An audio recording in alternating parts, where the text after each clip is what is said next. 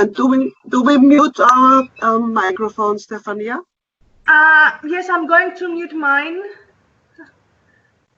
Yes. And that's just clicking on the microphone, right? At the bottom, the blue one. Yes, that's... Okay. Good. I'll do that too.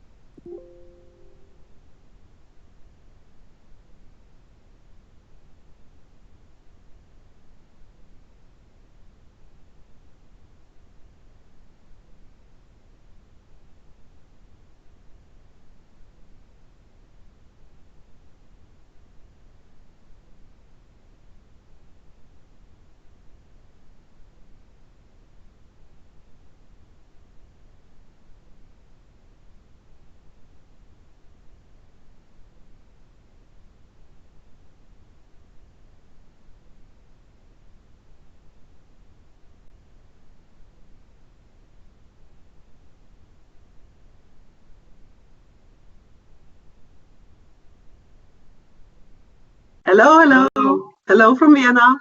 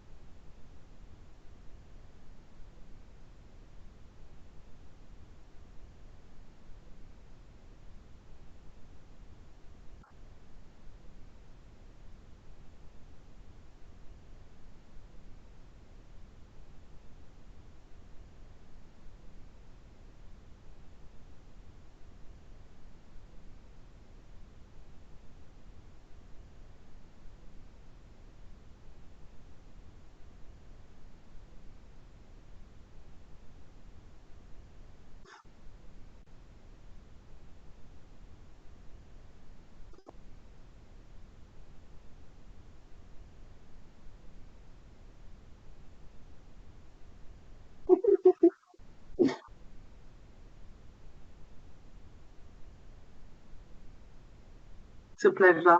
Pleasure.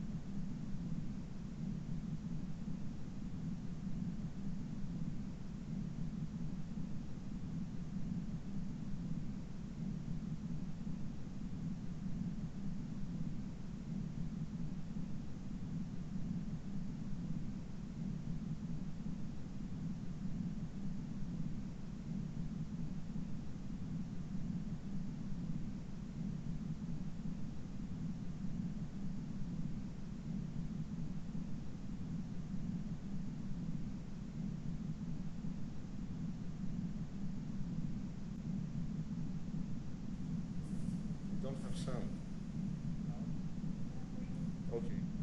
Hopefully you can hear me now. Thank you. Thank you. We developed the project around the notion of self-awareness, which is essentially raising teachers and their learners awareness of language, English as a lingua franca, the discourse, as well as what we do when we use language, notions like languaging, translanguaging, when we use other languages when we speak, because that's the situation, of course. When you speak with international speakers, you sometimes switch from English to words or phrases or even a whole discourse in other languages. Multilingualism, linguistic diversity, and culture. So awareness of language was really important. But not only that, it's important for the teacher to become self-aware as a teacher. That's the second aspect of self-awareness. So in this course, there are many activities that are reflective activities, self-critical activities, asking teachers to think about what they already do in the classrooms, their roles as custodians or guardians of proper English, how they provide feedback, how they do assessment, and so on. A third type of awareness is raising the learners' awareness and the teachers of how English is learned these days and the gap between what we do in the classroom and what many learners today do outside of the classroom using English, playing games, engaging online, and so on. This is also a big part of learning. English is not learned only at school. So that's another way. That was another aspect of our course, and we developed. That's another original idea we had. We incorporated activities in courseware that teachers already use that make the existing EFL, the traditional EFL activities, they try to make them more self-aware. How? By implementing meta-linguistic and meta-cognitive activities. So asking when you have a question that has the Big Ben, for example, very traditional EFL-centric activity, you can still make that activity self-aware by asking teachers, learners about their perspectives towards the Big Ben and to what extent it's considered today to be a representation, an accurate representation of the international use of English.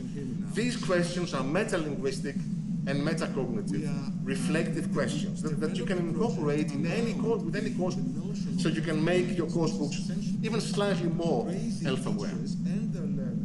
Now, a few things very quickly about the project, the online aspect of the project. We have a website, ENRICH.eu. This website is freely available for everybody. You can access it. There's a lot of information on what we do. Please go to the website, have a look at it. It's continuously updated with news on what we do in the project, and we'll continue to do that. And now, for those who participated in the actual CPD, in the teacher training course, those had access to the actual training through passwords. So you have the password and you access the course. This link brings you to this very nice, very neat, and really original, in terms of Moodle at least, their roles as custodians or guardians of proper English, how they provide feedback, how they do assessment, and so on. A third type of awareness is raising the learners' awareness and the teachers of how English is learned these days and the gap between what we do in the classroom and what many learners today do outside of the classroom using English, playing games, engaging online, and so on. This is also a big part of learning. English is not learned only at school. So that's another way. That was another aspect of our course, and we developed. That's another original learning information about what happens with our learners, how our learners learn outside of the classroom. Now, the neat thing about these bubbles is that they are non-linear. We're going to offer this course, as I said, it's going to become open in September 2021, and anybody interested can use it without any password. So you can use the entire course, or you can navigate through the course and prioritize whatever you want. If you want to focus on using English, you can do that. If you feel confident about ELF, but not so much about incorporating it in your classroom, you can focus on teaching English, the red bubbles. So it's non-linear, and it can be used across the board, from individual teachers, self-developing, to school advisors, working with groups of teachers, to academics working formally in undergraduate or postgraduate courses. On the left-hand side, you can see the order, the linear order that we followed when we did the project. So we asked our participants to follow a particular order. Now, when you click on each bubble, you get access to, you go to this page and you have information. This is the bubble on teaching English. You have information on what the bubble is about.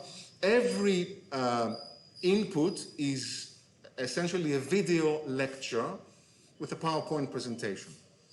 So it's visual, it's audio-visual rather, and underneath the video you have the transcript of the lecture, and you have the PowerPoint itself, and below that the activities. We have a small number of activities per section.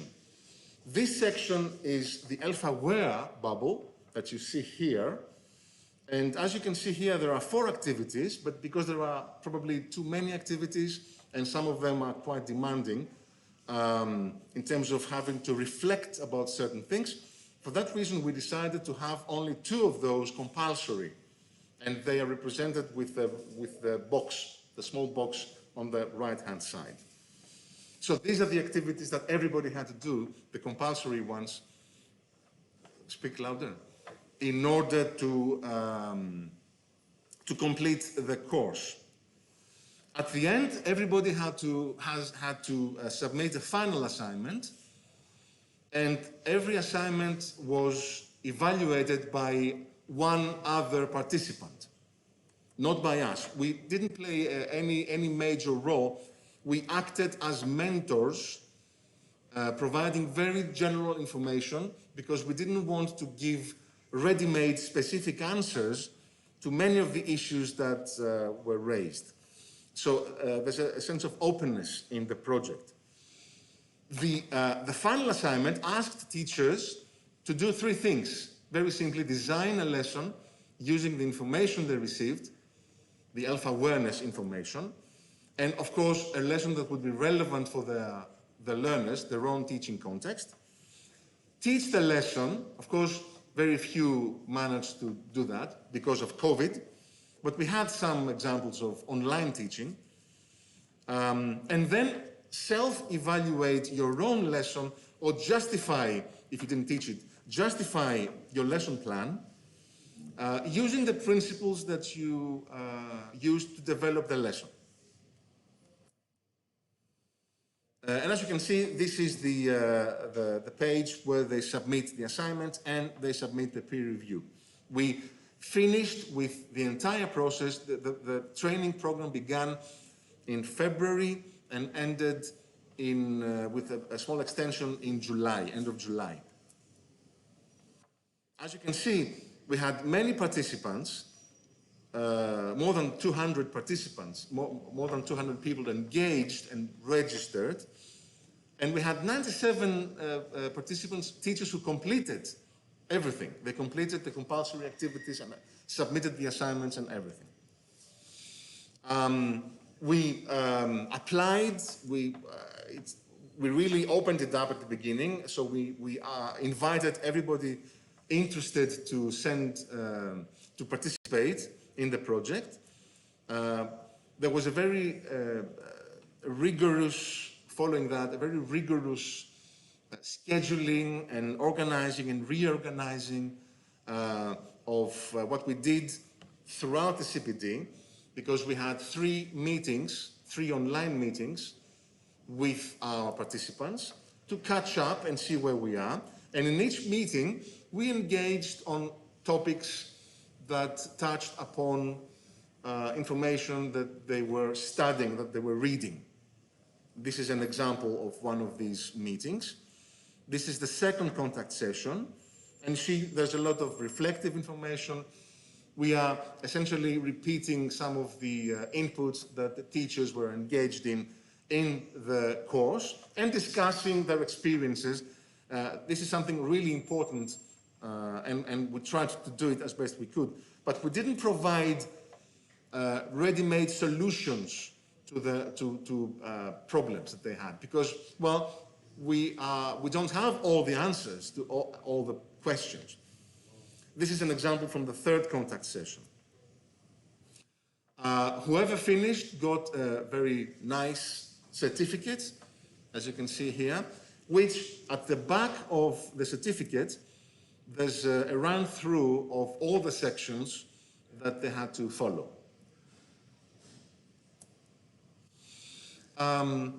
We are open to questions and always to comments and to your feedback. You can find us. You see the email. We have a Facebook page, LinkedIn, Twitter. We are everywhere on social media, not so much on Instagram because we are a bit old, but still we're trying to engage as much as we can. So now that's the end of the first part. And I'd like to invite our friends and colleagues, our authorities from Vienna, Barbara Seidlhofer and Henry Widdowson, for their response to this part. Thank you very much.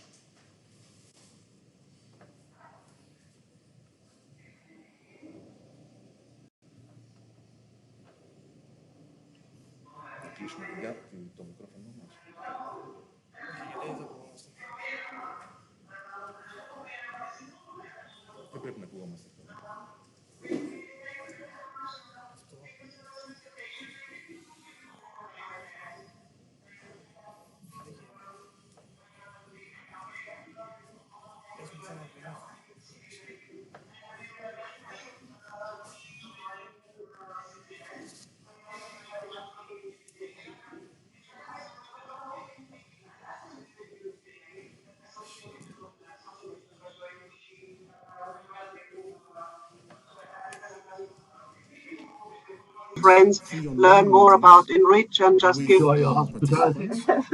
and give occasional feedback, but due to COVID that was not possible. Are we audible okay? Does that work more or less?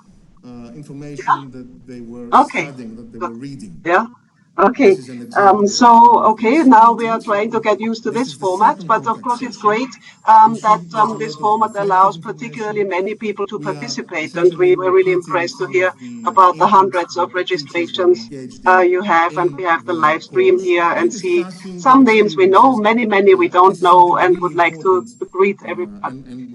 We are speaking from the middle of the area covered by ENRICH, if you like, because you will all have seen this map with Oslo at the top and Athens and Istanbul marking the outer boundaries. In fact, it occurred to me that when you cross all the lines connecting the places where ENRICH has partners, you pretty much cross over Vienna. So that's quite a lucky coincidence. There's a large area in between that has not been represented. So it's very nice that we can speak from this place, as it were. We first heard about ENRICH in last December in Lecce at a conference when Lucilla and her colleagues told us about the needs analysis that you had conducted. And as Nicos was saying, this was a huge enterprise, and we were really impressed with how much work you had already been able to do in this still relatively short time.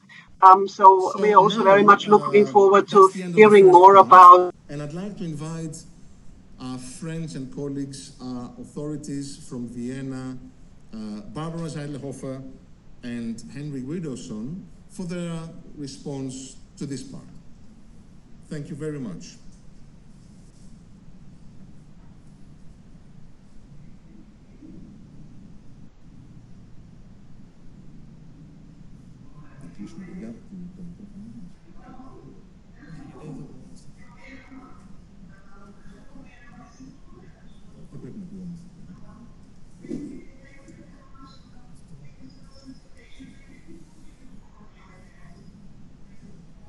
Are we back now? Are we back now? Okay, good. Yes, you never know. Thank you, Stefania, for the sign. Now our picture is gone, but never mind. I can see you. That's fine, right? I was saying about this conference where we heard about the needs analysis, and that we're looking forward to hearing more about the participants' perspective that Stefania and Nicos are going to tell us in the second part of today. Learn more about ENRICH and just give. When Nicos first sent his invitation that we might participate in this event, Nicos, you said also you would like to hear a little bit more about how ELF research came about. You know, where sort of when it all started, a little bit about the now history. we are trying to get used to So I this thought I would very briefly say something about that. And I hate to say it goes back quite a while. And what I remember in particular is that I was taking part in conferences that had nothing to do whatsoever with ELF. Many we don't know. One has to say also it was a world where ELF didn't have the role speaking that it didn't from have the now. middle Now talking of about the area covered by ENRICH, if you 1990s. like, because Yes. you will all have seen this map with Oslo at the top and Athens and Istanbul marking the outer boundaries. In fact, it occurred to me when you cross all the lines connecting the places on YouTube we have it off. pretty much crossed over The sound. so that's quite a lucky coincidence. There's a large area in between. Okay, that's funny. not been Do you represented. think we so should it's very turn off the nice that we YouTube can altogether? speak from this place, as it were. Would that be better? Yeah, but the sound is we okay first now. heard about Okay, so we will ENRICH, switch off the in YouTube. last December in And see whether that helps when Lucilla bandwidth and so on. told us about the. Does that make any difference? Okay, better?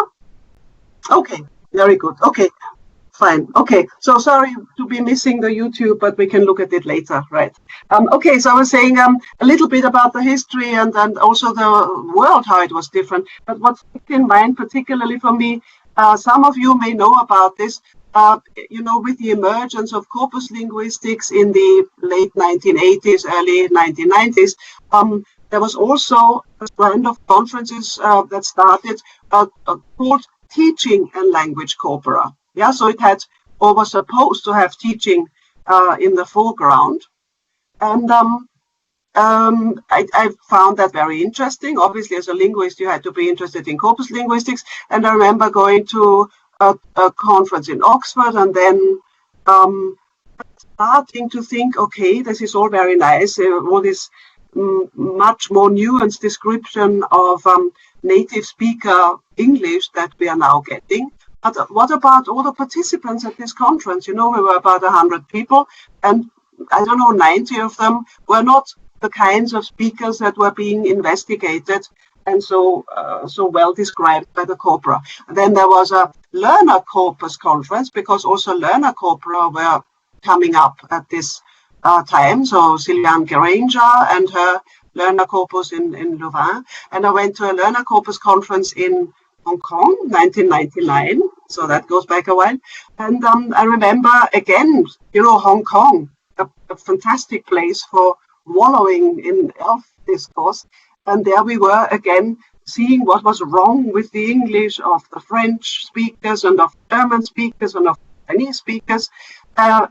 Doing all this via this English as an international language. So as a kind of mild resistance when it came to writing papers, I didn't write a paper about what everybody was describing as data-driven learning, but about learning-driven data. That was also the title I gave to my paper.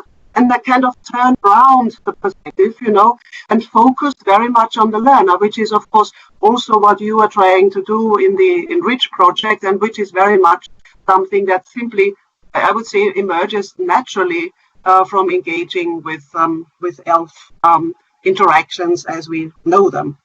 So that was just a little bit of context, because that, of course, was then also the beginning of our thinking that led to the compilation of the voice corpus of the Vienna Oxford International Corpus of English, which, again, many of you may be familiar with, and which in turn led to the Asian Corpus of English, compiled by Andy Kirkpatrick and his team, so that one can also compare corpora. And maybe just a little anecdote I'd like to finish before Henry will want to talk about maybe differently.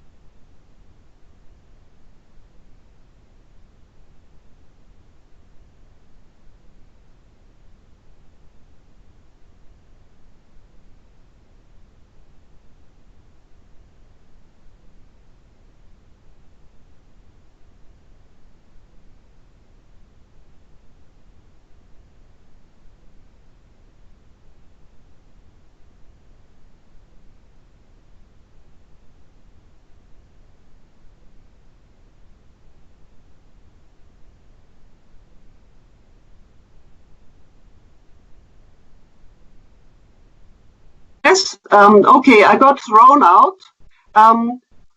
Yeah, okay. What was the last thing you could hear?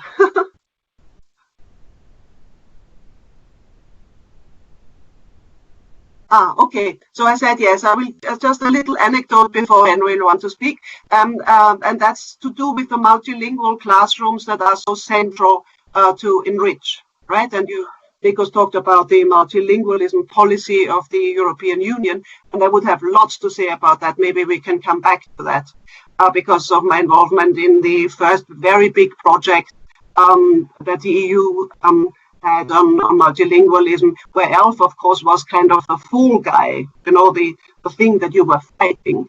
And that was between 2006 and 2013. I'm very happy to see that things have changed, and the thinking of the EU approach of the EU and the European Commission has changed in that respect also. Something we were predicting more than 10 years ago. But just about the multilingual classrooms, you know, when I started studying, and I hate to say that was in the later 1970s, multilingual classrooms were not such an everyday thing that we lived with as we do now. So when I went to school, I had a very monolingual classroom, and things were much more clearly delineated. We were the German speakers, Austrian German, and we were learning English as a foreign language. And foreign and foreignization and de-foreignization is something that we'll come back to as well. When I then started traveling a bit more in my late teens and so on, I had this very important experience myself of a kind of multilingual classroom, which was not a classroom really, but it was a village in southern Crete, yeah, or Sifakis, where in the late 70s hardly any tourists went. But when tourists went, it was a very mixed place with many people from many different backgrounds. And I had just started studying English, and I remember going to Sifakis and speaking my very best English to everybody. And within a few hours, I realized that this was getting me absolutely nowhere. All these idiomatic phrases that I had rehearsed and was imitating, you know, all these wonderful Brits that I wanted to sound like, just led to complete communicative breakdown. So within hours, and it was I watched myself doing it. Yeah, within hours, I learned to modify my English so that it was easier to understand for people from all kinds of linguocultural backgrounds. And for me, Sifakis has always been a place where the idea of ELF, without calling it at the time, hit me all these decades ago. And of course, even now, I mean, we keep going back to it. And of course, as you say, translanguaging, switching is a very important thing, and you just go along. So these are at the moment my best friends, because I just had an operation and I'm on these crutches. And of course, I pick up pateritzes because I know this word, and most people don't know the English word for crutches. And so, you know, you go along and you speak in whatever way will get you where you want to. But I think Henry will want to pick up on some of the ideas also that were mentioned by Nicos and the project. So thank you. Yes. Well, thank you very much for inviting me to this event. The first thing I think I'd like to say is that it seems to me that this kind of project is exactly right for teacher education. I think in the past, the tendency has always seemed to have been that a particular approach or set of principles for language teaching, particularly English language teaching, has been proposed, usually by academics, and usually on the basis of local experience, and assumed to be relevant for every other classroom, right? And the tendency, you can see this with the promotion of the structural approach, the communicative language teaching, and so on, that there have been groups of missionaries going out carrying the good news to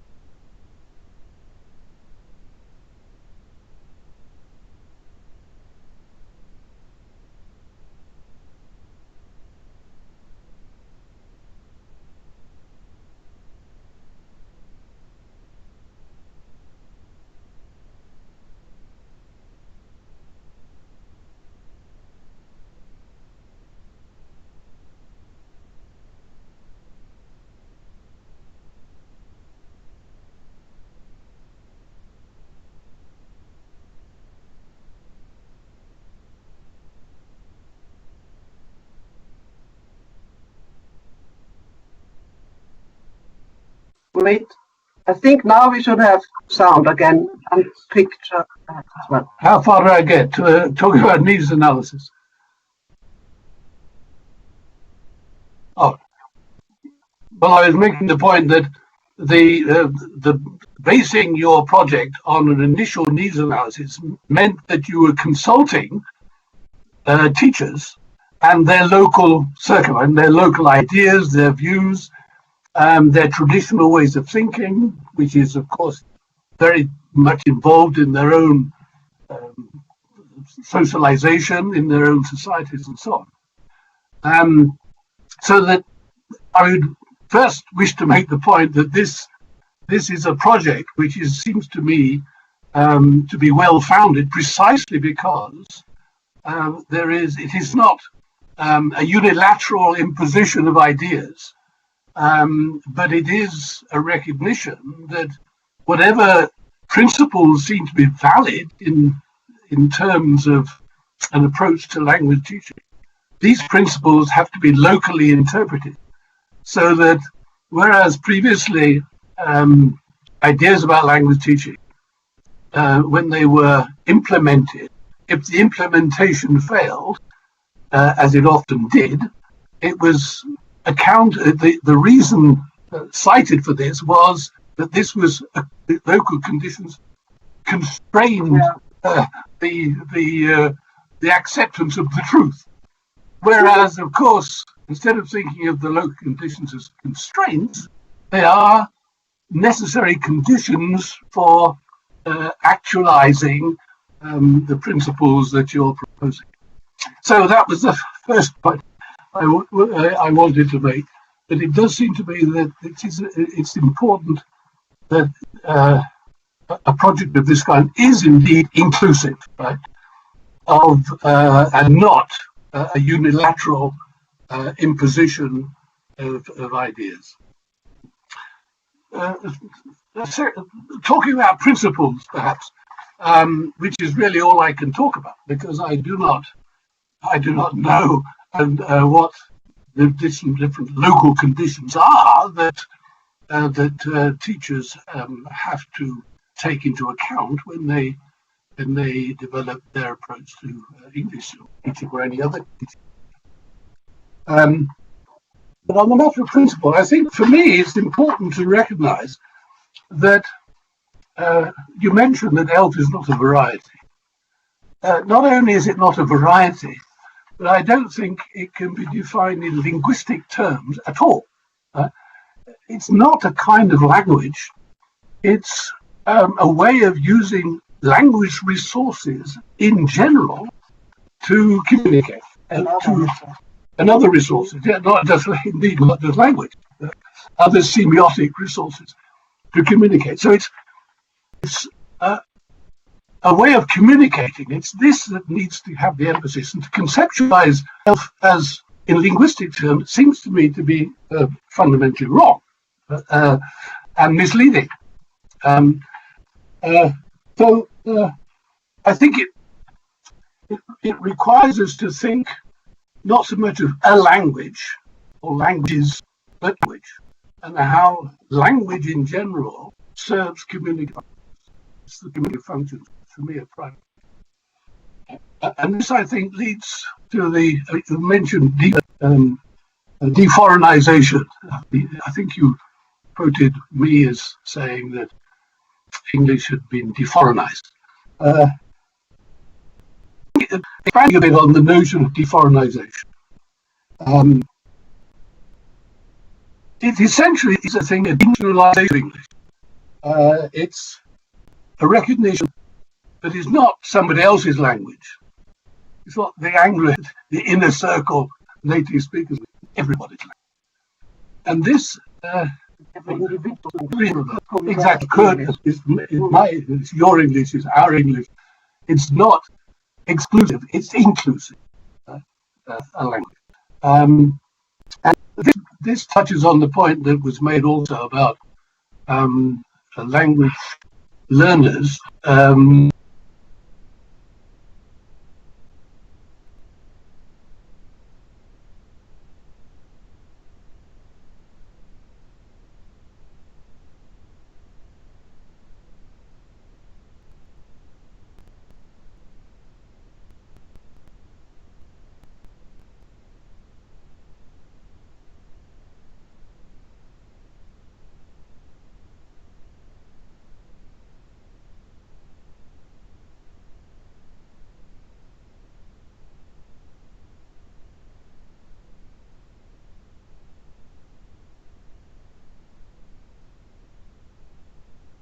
Okay, how far did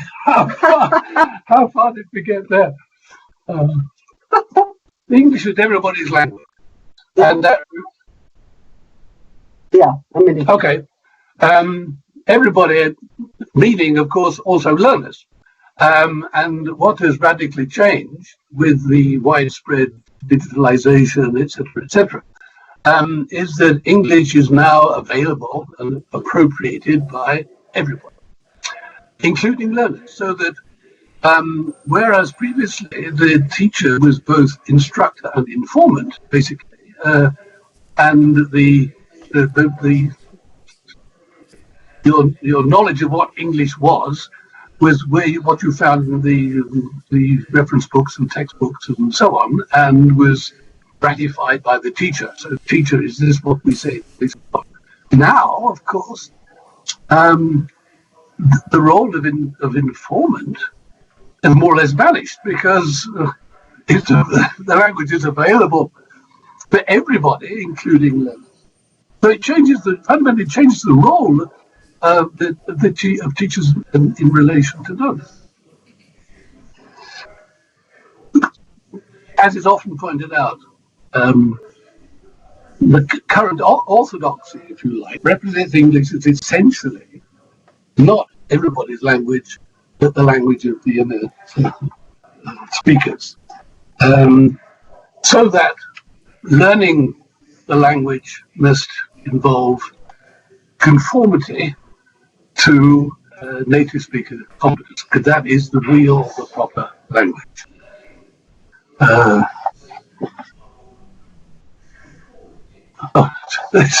Private note from Barbara. So the point about de-foreignizing English is that you de-foreignize the objective of English teaching. The objective is no longer the conformity to native speaker competence.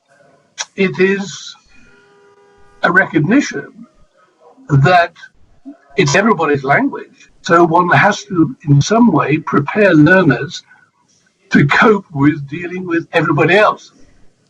Similar, so to speak, outsiders from the pale of the inner circle native speaker. So this has implications for syllabus. What is it that, therefore, you teach? But how do you teach English as a de-foreignized language? What do you teach? What do you present to learners to prepare them for engaging with others who are not native speakers, who outside the inner circle, globally, for international communication? But it also, Barbara's pointing out that I'm going over my time. Let me just briefly then say that talking about, so that's the principle. Okay, the de-foreignization has to do with defining, if you like, the syllabus, what is taught, the objective. And of course, we all know that what is crucial currently is meeting that objective, because that's what tests are based upon. Tests which are essentially tests of what is taught and not tests of what is learned. And what is taught is native speaker norms, native speaker content, right? But de-foreignization also, of course, necessarily involves the practice, the methodology, not just the syllabus of what you do, but the methodology of how you teach. Because when you think of the learners who have already had an experience of English outside the classroom, but also they've had experience of their own language. So they know how language works as communication, as language generally works as communication.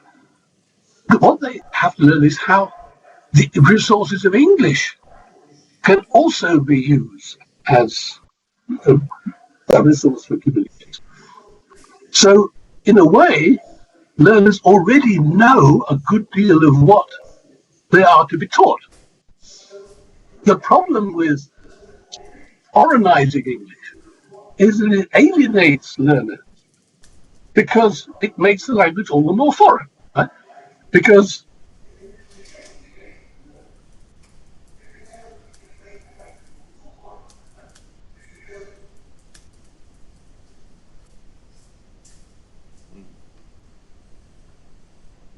okay, we've lost the connection again, so we should wait for it to come back.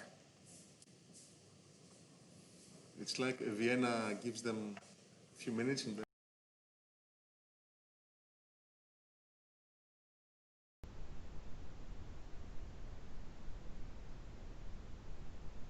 stops.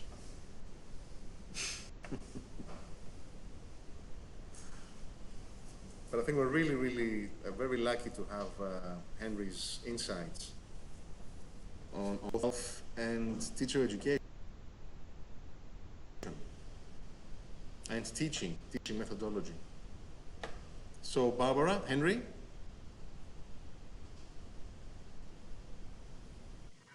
Should be coming back now? Yes, we can hear you now. Okay. Okay, so what was I saying? That you cut off people from their own experience of language, Yes. if you foreignize. Of course, if you say, look, if you treat the influence of the mother tongue or any other language that listeners might know as interference, you of course cut them off from their previous experience of language. And what of course would be more advantageous is to exploit this experience they already have. They know how to communicate. So it's a matter of learning English as an extension of their resource repertoire for doing what they already know what to do and how to do it. So the idea that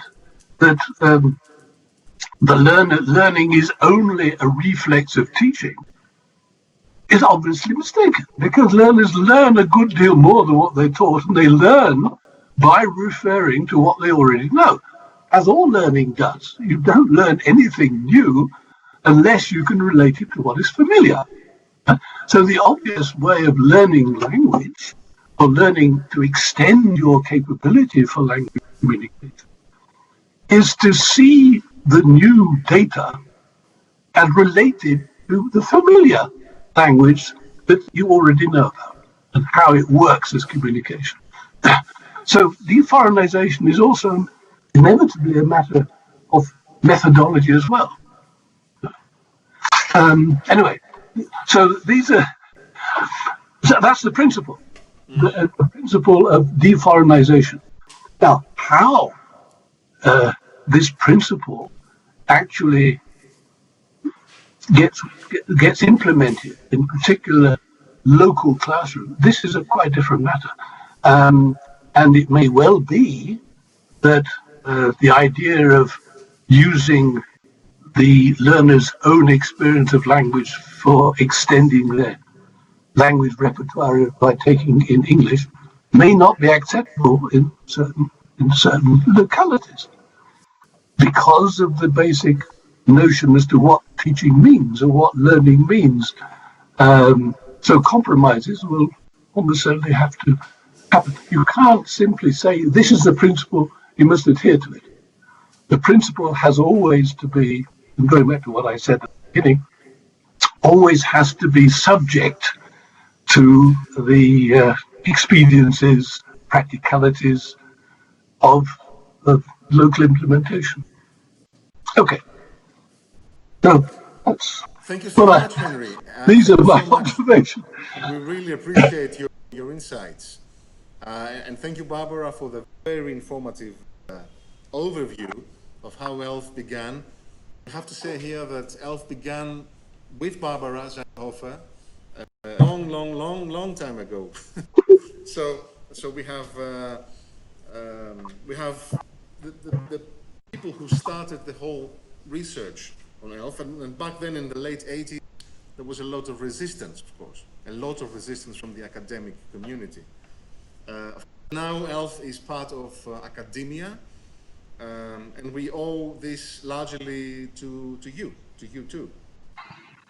So let's move on quickly to the next part. I'd like to ask Stefania to upload the PowerPoint. Thank you so much for the comments that you gave us, and I think you understand exactly the challenge here. The challenge is to offer a education course that is open but still adheres to the principles of sound teacher education.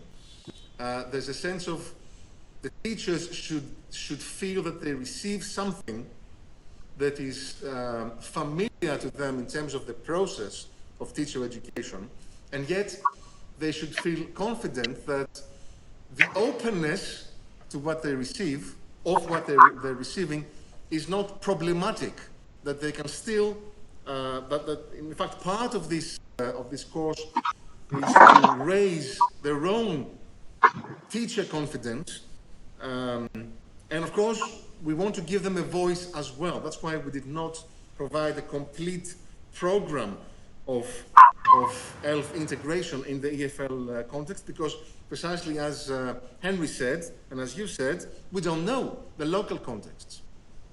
So thank you so much for this. Let's quickly go to the second part, beginning with the next slide.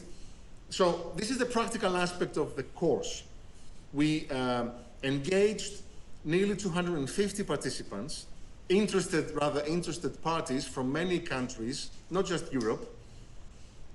Then you see that from the 249 participants, 173 began the course and started engaging with the sections of the course and carrying out activities.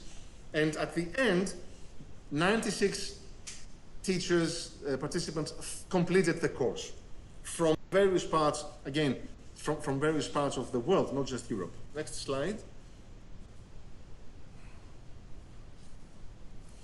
As we can imagine, most of them were women. But in terms of the age, it's interesting to notice that we had people from in-service teachers in the 30s and 40s, mainly. And this means that they had quite a lot of qualifications. Definitely an MA, OBA, and just a handful had a PhD as well. So we had people who knew what they were doing and their expectations, of course, of the course. And as you can see, the teaching experience is quite significant. So we were not dealing with novice in-service teachers, but with experienced teachers mostly.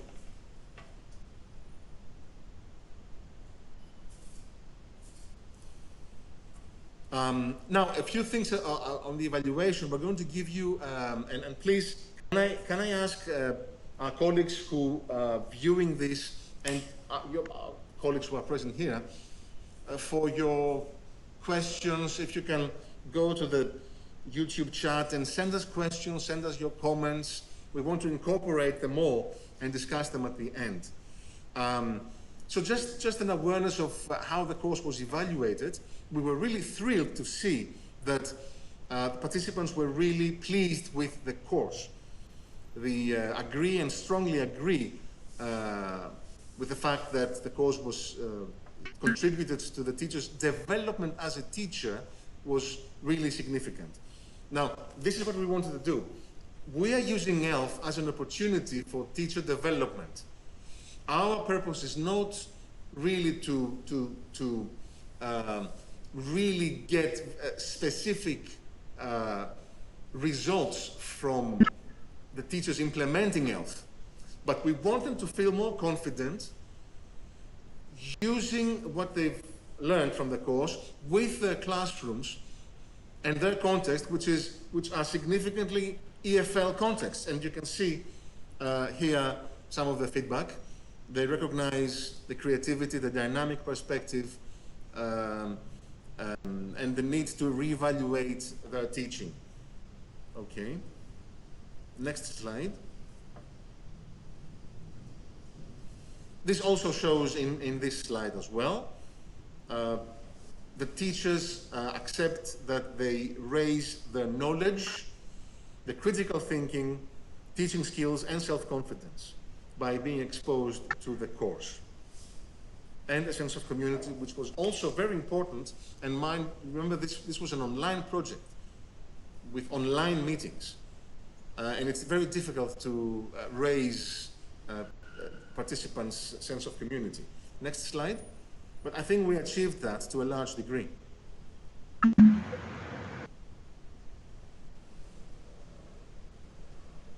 This is the second slide about the learner. So, yes, and so teachers this is what teachers say, the participants say about what they think the learners gained from this. And this is largely amidst the COVID pandemic. They believe that they were able to engage the learners and increase their language skills, make them better in terms of language skills, communicative skills. ELF does that, of course. Their sense as users of English, international users of English, and as learners of English. So all these are very positive results. And the next slide. So now Stefania will talk to you a bit more about the practical aspect, which we have some very important and interesting data here. We're going to show you the data from the Greek part of the community, those who participated from the Hellenic Open University. But you can see that the CBD section is based on ELF-aware teaching, and the questions that we asked in the final evaluation had to do with those aspects, how useful it was, and so on. And then the final assignment, as you can see, is the design, teaching, and evaluation of an original lesson. And the whole involvement was complete with the reviewing of a fellow participant's final assignment. So that was a sense of community again. Participants reading and evaluating or providing feedback to another participant's assignment. Okay. Should I go on? Yes, yes, please. Okay, you can hear me, so all right. Yes, before moving on to the actual data, I just want to say that we have selected this particular section of the CPD. It is one of the red sections. If you remember the map, the image map that Professor Sifakis showed you earlier. This section was the very first one, focusing on self-aware teaching, focusing on the teaching practice regarding ELF. It came right after sections dealing with the use of ELF, for instance, the pragmatics of ELF, the role of negotiation strategies, and so on. So now the participants began to think more specifically about the actual implications of ELF regarding their teaching and their learners and their classrooms, their contexts, the constraints, and so on. Let's move on to the actual responses.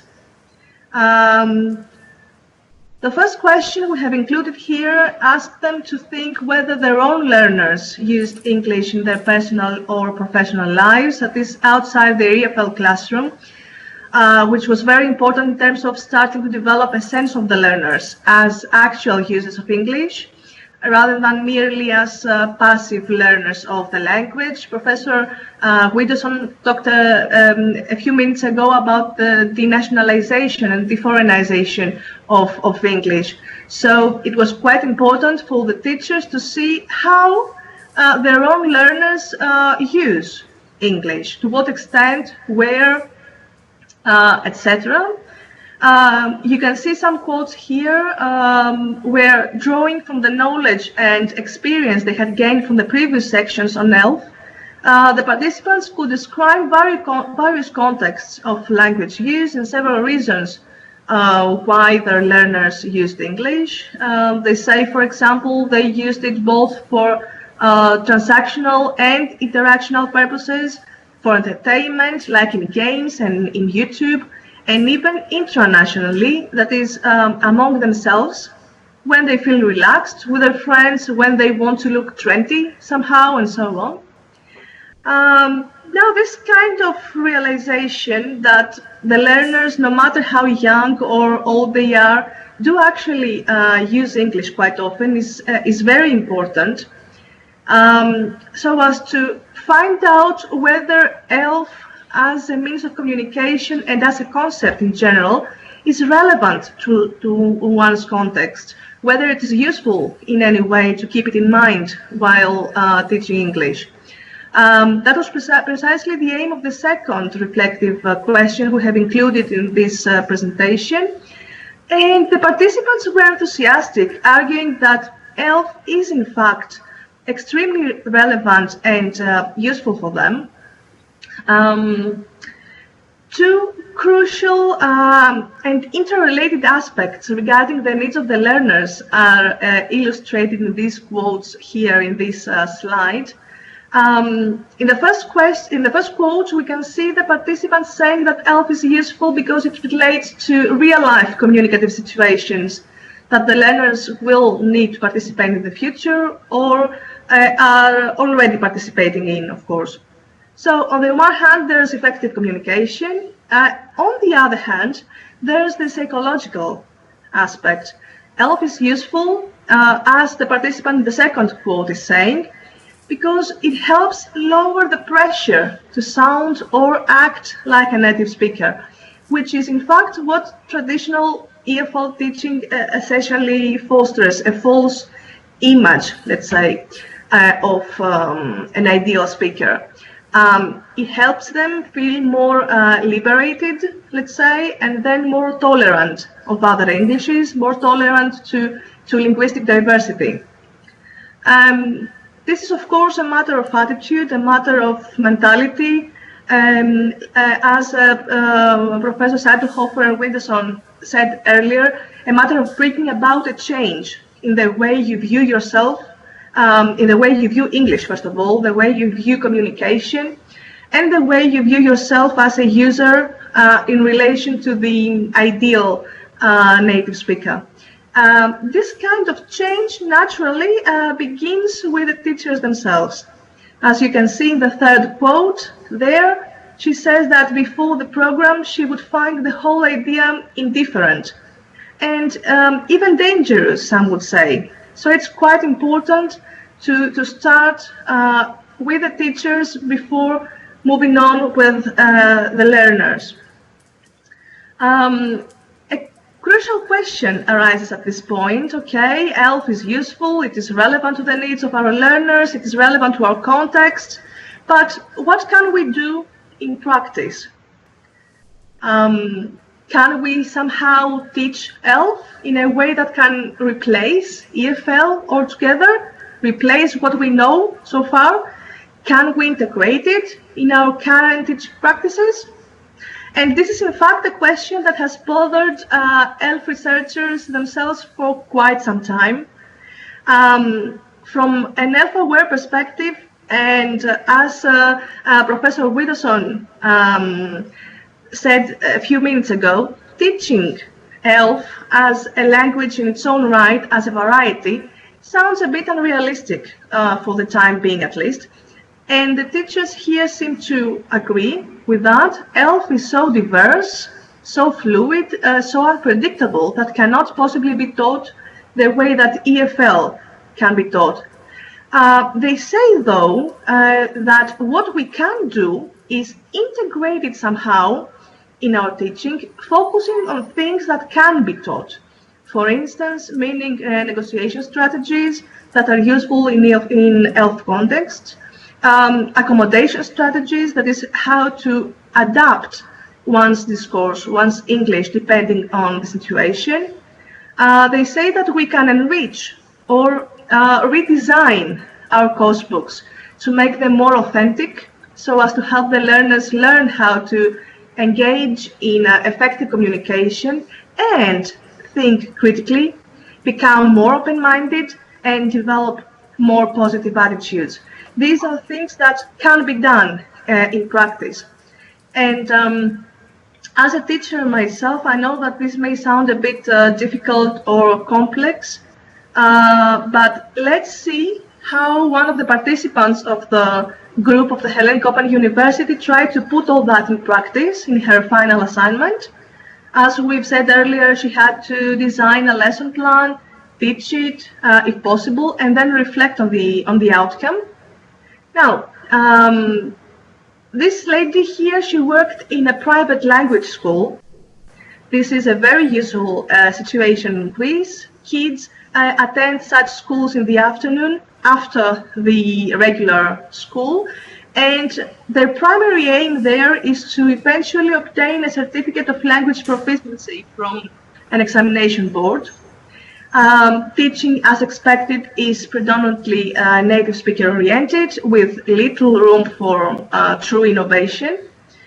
Her teenage students, as we can see, often found the lessons boring, and more importantly, their attitudes were also native speaker oriented. They thought, for instance, that speaking English correctly, that is, with no errors or with proper pronunciation and so on, is very important, while at the same time they, as non-native speakers, used English quite a lot in their personal lives. And as she says, they needed to learn how to use it more appropriately, more spontaneously. They needed to learn how to use it to express themselves, always depending on the situation. So the aims, all right, here the next slide, the aims of her lesson, which was a first step in integrating an ELF-aware component in her teaching, were these here: to help the learners notice and comment on issues related to pronunciation and communication strategies in ELF contexts, to think about their English, and how they use it, and of course motivate them and make them feel more comfortable and confident as users. She focused, in other words, on listening, speaking, and meaning negotiation strategies, as well as on her learners' attitudes. The key thing here is that she defined her role as less traditional, not focusing on grammar so much as she used to, avoiding grading altogether because she didn't want to scare them off, as she says, otherwise the learners would hesitate to speak. Now, assessment is generally a very big issue. That is, what correction policy could be used and why. We could discuss it in more detail later on, and I would love to hear Professor Widdowson's and Professor Seidlhofer's views on assessment. But in this particular case, in this particular lesson, the aim was not to assess the learner's discourse, but rather to help them loosen up, let's say, which is fair enough. So she decided not to have any kind of assessment at all. Moving on to the language input of her lesson that she used. She used a YouTube video. You can see a screenshot here. It's from a show titled Celebrity Science, where a celebrity meets a scientist and they play games together. The show is usually in Greek, but in this case it's in English. The host, Theo Anagnostopoulos, has invited a Greek comedian, Zisis, and Christian Klot, a researcher of human brain adaptation. The host asks Zisis some multiple choice quiz questions about the topic. Then Christian provides a quick explanation of the correct answers. And afterwards, they play taboo, they describe specific words, etc. Games. Anyway, the key thing is that the video is not only fun and interesting, and it's actually something that the learners themselves would choose to watch at home, but it provides an excellent picture of an authentic ELF interaction where we can see how the speakers negotiate the meaning, how they accommodate their English appropriately to the needs of the other person, how the pronunciation plays a significant role in the interaction, and so on. Now, in practice, what she did was to divide her lesson in three main phases. At first, she had a simple ice-breaking discussion with the students to help them relax and motivate them, asking, for instance, do you know these people? Have you ever watched the Celebrity Science before? What do you expect you'll see in the video, and so on. Then at the second phase, they watched the video and she paused it at specific points to engage the learners in a reflective discussion in English, of course, about the interactions they were watching. And finally, after watching the video, again, they had some very interesting dialogue focusing not only on the way ELF was employed in that particular situation, but also how the learners themselves thought about their English and the ways they used it. Let us see some questions she used to prompt reflection during the second phase while watching the video. Now, these are all metalinguistic questions in that they engage the students in noticing specific features of the language and reflecting on their role in communication. And of course, progressively, more specific questions can be generated depending on how the learners respond each time. For instance, in a hypothetical scenario, the last question of the first quote, do you notice anything that you would like to discuss regarding, for instance, this is English, might have lots of responses, each one with its own value. Like a learner could say, I can understand him perfectly, but he makes mistakes. In which case the teacher could say, all right, focus on how he reacts to that, to his errors, and how other people react to that, and so forth. The same goes for the rest of the questions in these quotes about body language, the strategies they use while interacting with each other, the actual words they may use, and the reason why they may use them, for instance, to show solidarity with one another through translanguaging and so on. What's most important here is to help the learners first understand how ELF works and why in that particular situation, and then in future lessons, how they could develop their own relevant competencies through activities, for instance, like role-playing, etc. Let's see some of the questions she used after watching the video to further promote reflection among the learners. Here she didn't use only questions about the language that the speakers produced and what they thought about that, how they viewed it, but also questions focusing, if you can see, on how the learners themselves use English in relation to the speakers on the video. Like what similarities or differences can they identify? Most importantly, as far as I'm concerned, she used metacognitive questions, that is, questions focusing in short on why the learners think the way they think, why they feel the way they feel, why they have this specific attitude about something, what are the reasons, what are the forces that have influenced this attitude, and what are the consequences, of course, which again may generate more specific questions. For instance, the question, do you think people expect you to sound like a native speaker, is very important. At the bottom of the slide, it has lots of implications, especially in this exam-oriented context. What people may expect that, and why? This is what we could ask the learners. How can you tell they expect this kind of thing from you? What specific things are you asked to do? And then, do you want to sound like a native speaker? And why? Why do you want that? What do you have to gain? And so on. These are only prompts for further discussion. And of course, they are very difficult questions. But they can generate reflective discussion with the learners to the extent, of course, that the learners can indeed participate in such a discussion.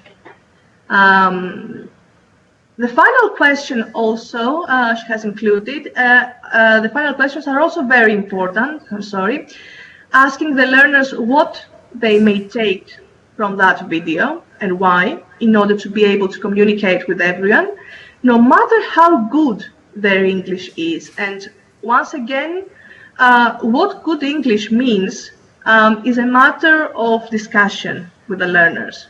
It is an opportunity for them to see how they define this concept and why.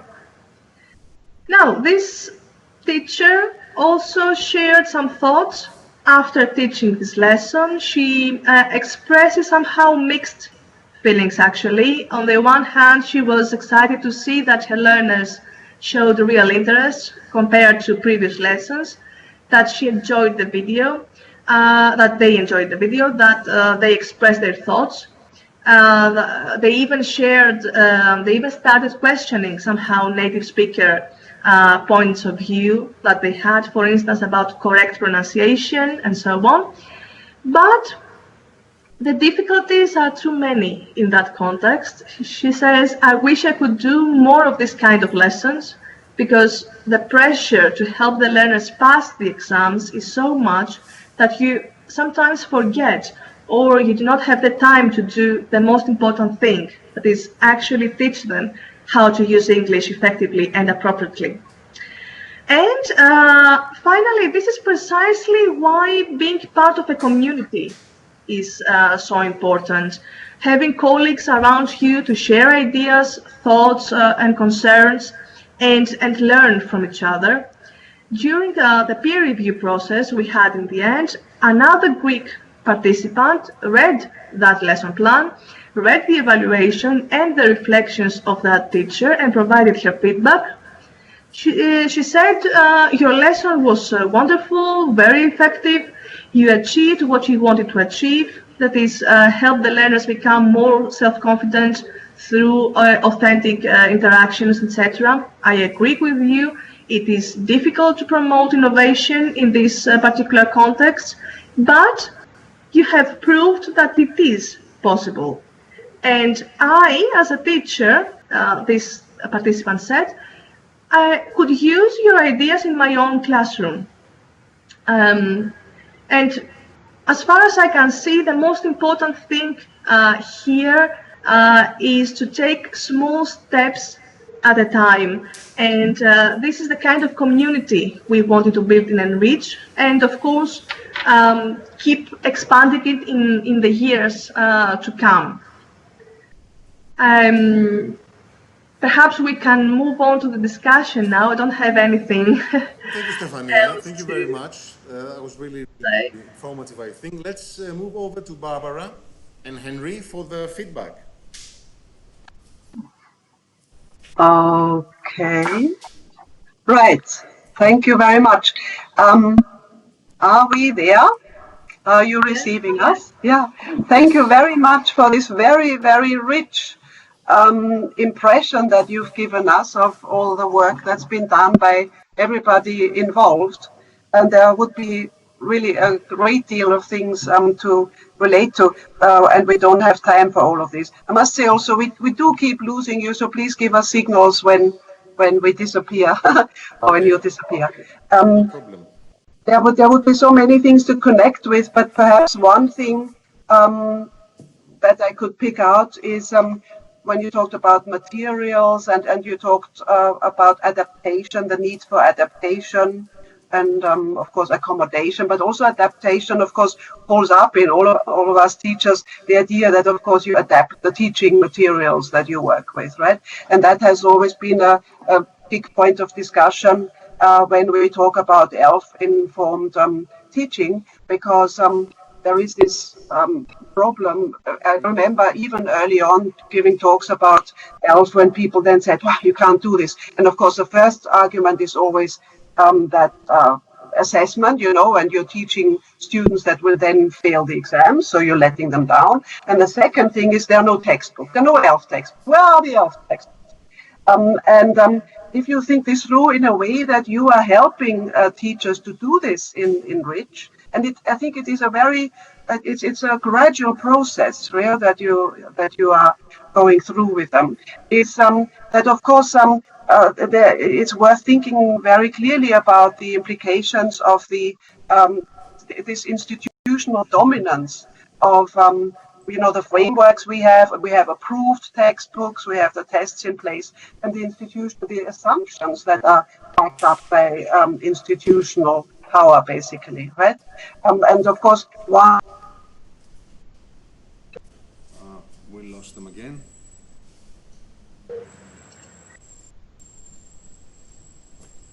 So let's give them a few moments. Mm-hmm. Barbara?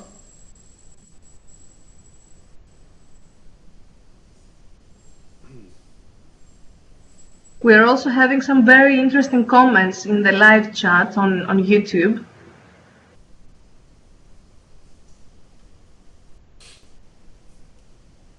Barbara, can you hear us?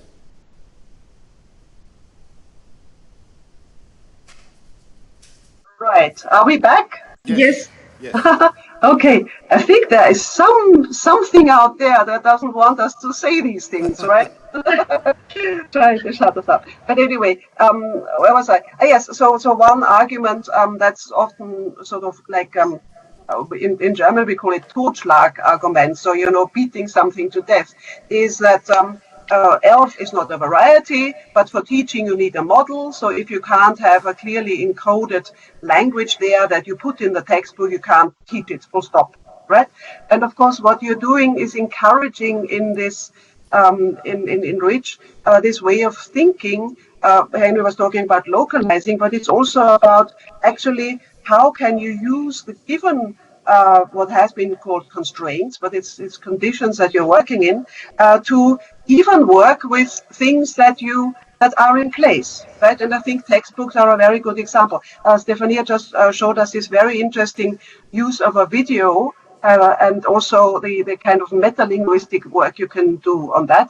But I think you can even work with teachers, and I'm sure you've been doing this to a degree, on how they can think about the textbooks that they have been actually obliged to work with mostly, right? And okay, one thing, and of course this is, teachers need to know and need to feel secure. Oh, we lost again. Have we lost again, or are we still there? No, No, I think we're still there. You're with us. Okay, fine. Of course, this is what teachers, have been doing, and the textbooks is extremely important. But if we can work through this fact that textbooks are texts, and texts are open to all kinds of interpretation.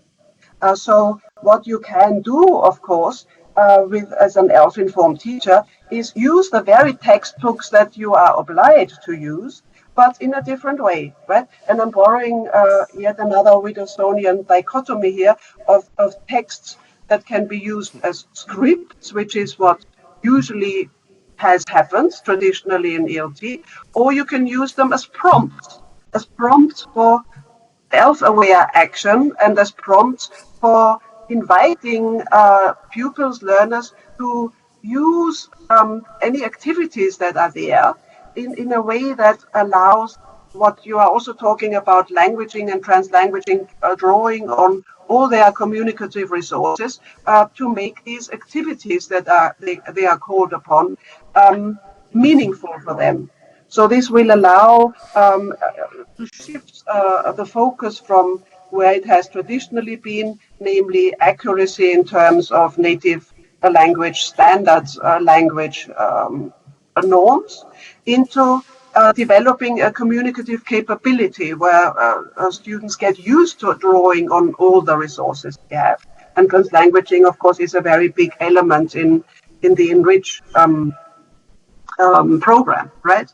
And I think that would be something really worth thematizing, and I think it's also worth for pupils to be made aware, for learners themselves to be made aware that this is a legitimate process to go to, and you can, in a way, make them your allies also as far as the assessment goes. Of course, the fact is that there are these institutionalized tests that students have to pass. Yeah. But I would claim that if you work on developing this communicative capability and drawing on all these strategic resources that intrinsically learners have from their first language and other languages, that will ultimately also help them pass exams which are set up in the traditional way. And it will make it easier to kind of collaborate with your own learners to coach them for these exams. I mean, I'm not saying this will be easy, right? I do believe that it will have to be a very slow, laborious, bottom-up process, but this process is well underway. I mean, the way we are talking about self-aware teaching now would have seemed like something from another planet 20 years ago. So, there's this adage that innovation in education takes 15 years to even show that it's happening. And so I think things are well underway, and there is hope for improvement also. Of course, the huge investment and the money that's being made by the big international tests are a big obstacle.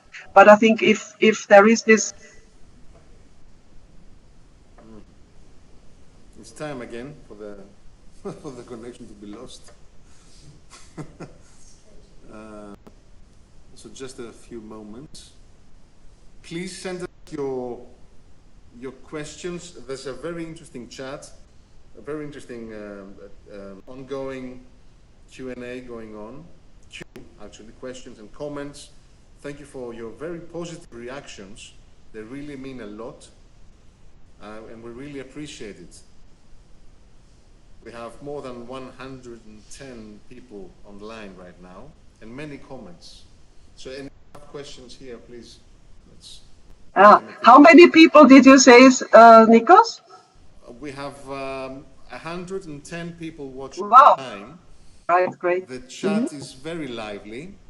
Yes. Everybody is you know, hanging from your lips.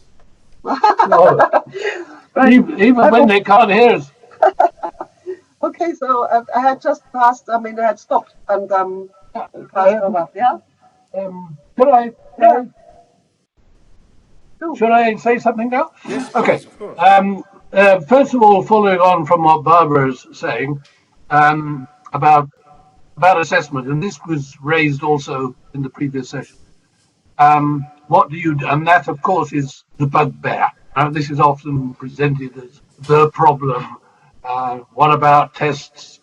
One way of looking at this is to, well, instead of sort of beating them, joining them, so to speak. I think that the institutional power of testing is not going to be relaxed in the near future. One has to accept that there are so many vested interests involved in policy making and commercial exploitation that it's unlikely. And of course, the whole Council of Europe notion of the CFR, the standardization, the imposition of regularity and devices for measurement that have been reliable and so on, mean that tests are unlikely. They're so institutionally well entrenched that they're not easily going to be sort of shifted from their position. So one could say, well, okay, they're going to be there, but the whole point, in a way, about talking about communication, help communication, other communication, is crucially that one uses language resources as appropriate to the contextual need and the purpose. Right?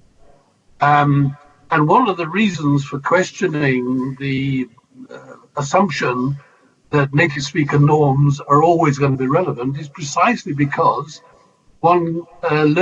users can use the language, are capable of using the language without conforming, because it is appropriate, contextually appropriate to do so, and because it serves their purpose quite well without having to be accurate in terms of native speaker norms.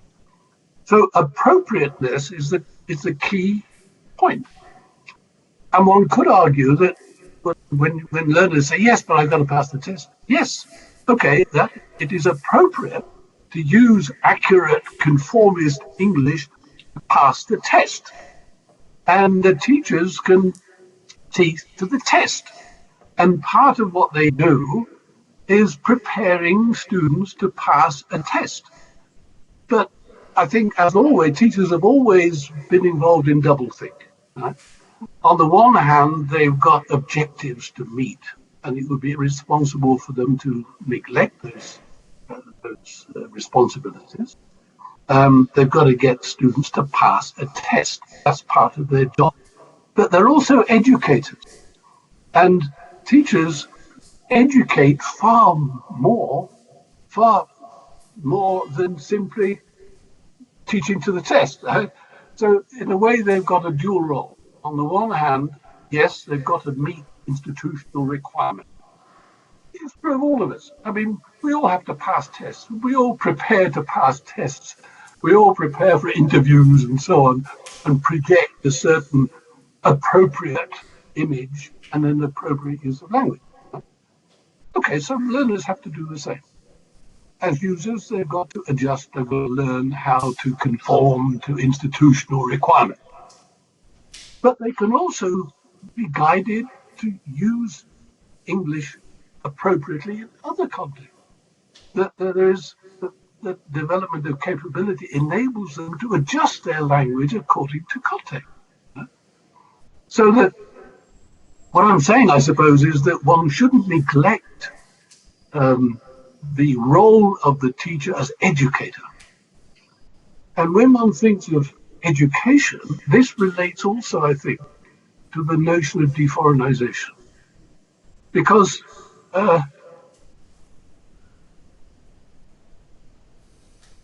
Yes, very good points there by Henry and Barbara. The issue of testing is very important, of course, and it's been debated in the past many years, more than 10 years. You know, how we can incorporate testing, the culture of testing, and link it with ELF. It's a very, very complicated issue, and what Henry says is the importance of looking at the teacher's role as an educator primarily. And this is exactly what we're trying to do. And we have incorporated Here we go again. information on assessment. Yes, Barbara? Okay, I think we're in again. You're Okay, in. where was I? You were teacher as educator is where you were. Yes. Whatever the subject, the end of the teaching marks really the beginning of the relevance of the learning. Like, whatever you're teaching, you're not rehearsing people, you're investing in a certain ability, a capability for coping with unpredictable situations in the real world. Right?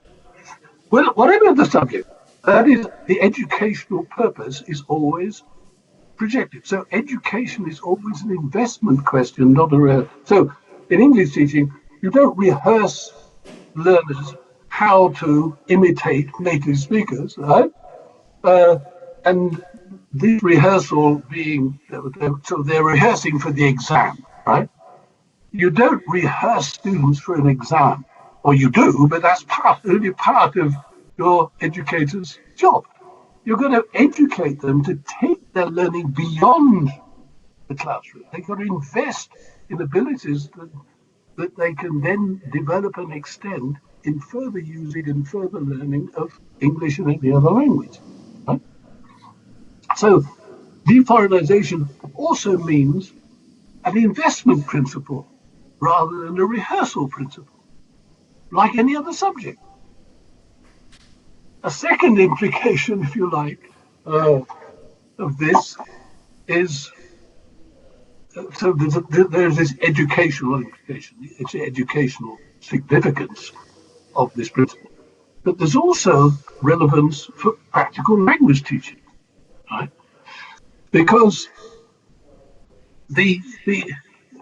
if you allow the learners to use the language, or to use the resources of the language by reference to their own experience of language, then they are, in their acquiring of this capability, you can actually include the learner in a way that previously the unilateral approach does not include, right? It makes the teacher's job easier. Right? Now there are problems. The teacher has problems in that they've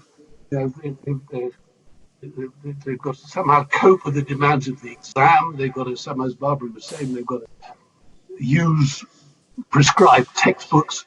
They're institutionally constrained with what they do, but they're also, in a sense, released from a certain obligation, because if you've got a unilateral, monolingual approach to teaching, which is what the orthodox approach actually is, then, of course, it makes it very difficult, as all teachers know, to get learners to conform to the language that they're supposed to be learning, right? Because you're working against the natural learning process. You're working against the normal process of relating the language that is the new language to the language and its use that you're familiar with. So that this investment approach actually makes the teacher's job, or should do, easier.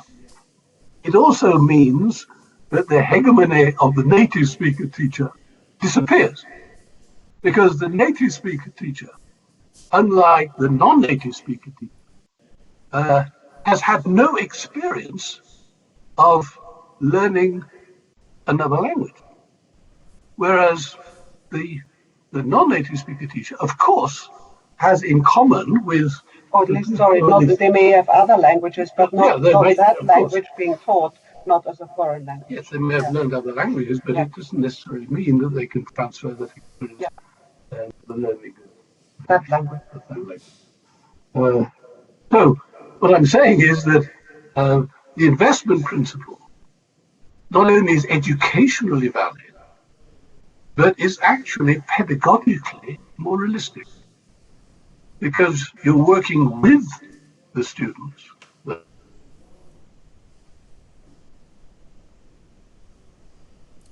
We cannot hear you suddenly.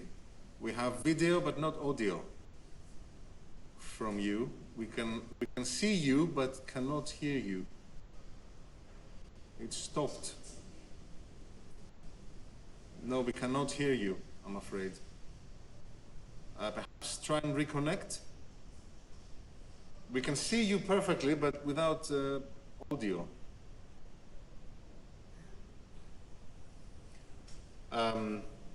This issue of testing is very important.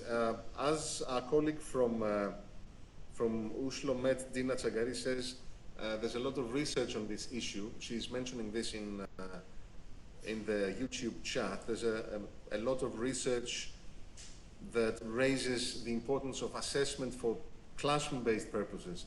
We should not forget that, the importance of that. Yes. Testing is something completely different. Yes, Henry. No, this I think relates to Eva Kneckelsdorfer, our colleague here, has been working on this. That assessment has, generally speaking, been, well, most prominent assessment is the summative assessment, which is institutionally established and so on. But summative, formative assessment, which is what the teacher in the classroom herself, how the teacher herself evaluates what is going on in the process of guidance, is of course a very different process. So although, whereas summative assessment has to require the learner to conform to the institutional requirements of correctness and conformity to the native speaker, and so on.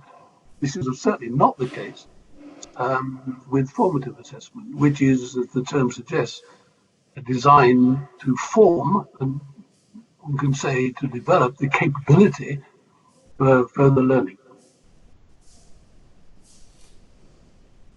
Thank you so much for your very interesting and insightful comments, especially, of course, on assessment, and Barbara before with her own reaction to the details of the practical aspects of training in ENRICH. Let me open the discussion now. I'm trying to follow here as well what is going on, and so pardon me for not being always fully 100% multitasking, but I'm really doing my best.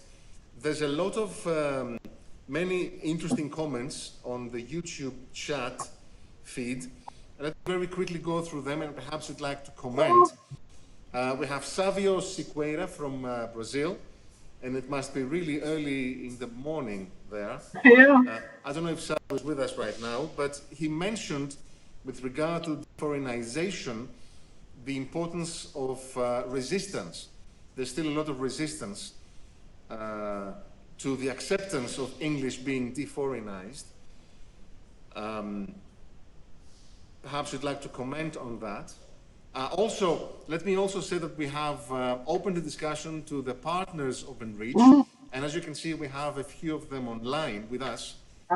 And if you want, if anyone or any of the partners would like to contribute to this discussion, please feel free to do so. So one aspect is the resistance that ELF research needs in general, not just ELF, but everything surrounding ELF. One aspect of it being the de-foreignization. Perhaps there is disagreement amongst the professionals in this regard, that it shouldn't be de-foreignized, in other words. Yeah, I mean, do you want me to comment on that? I think, I don't know, what... I can yes, I can understand the resistance, because, and as Barbara has pointed out several times, actually, there is a traditional association of language and community, and therefore language and communal identity.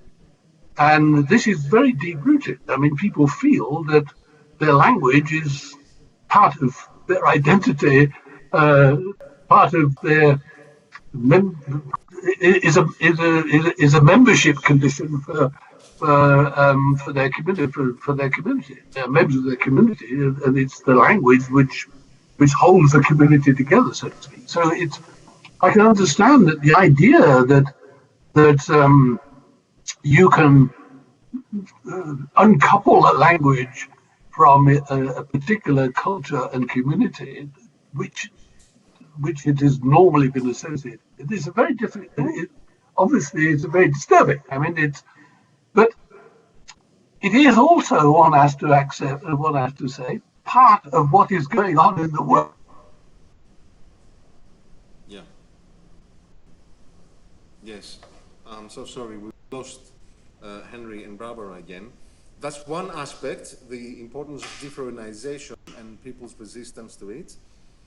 Oslem makes another comment. We'll come back to Henry and Barbara. Barbara?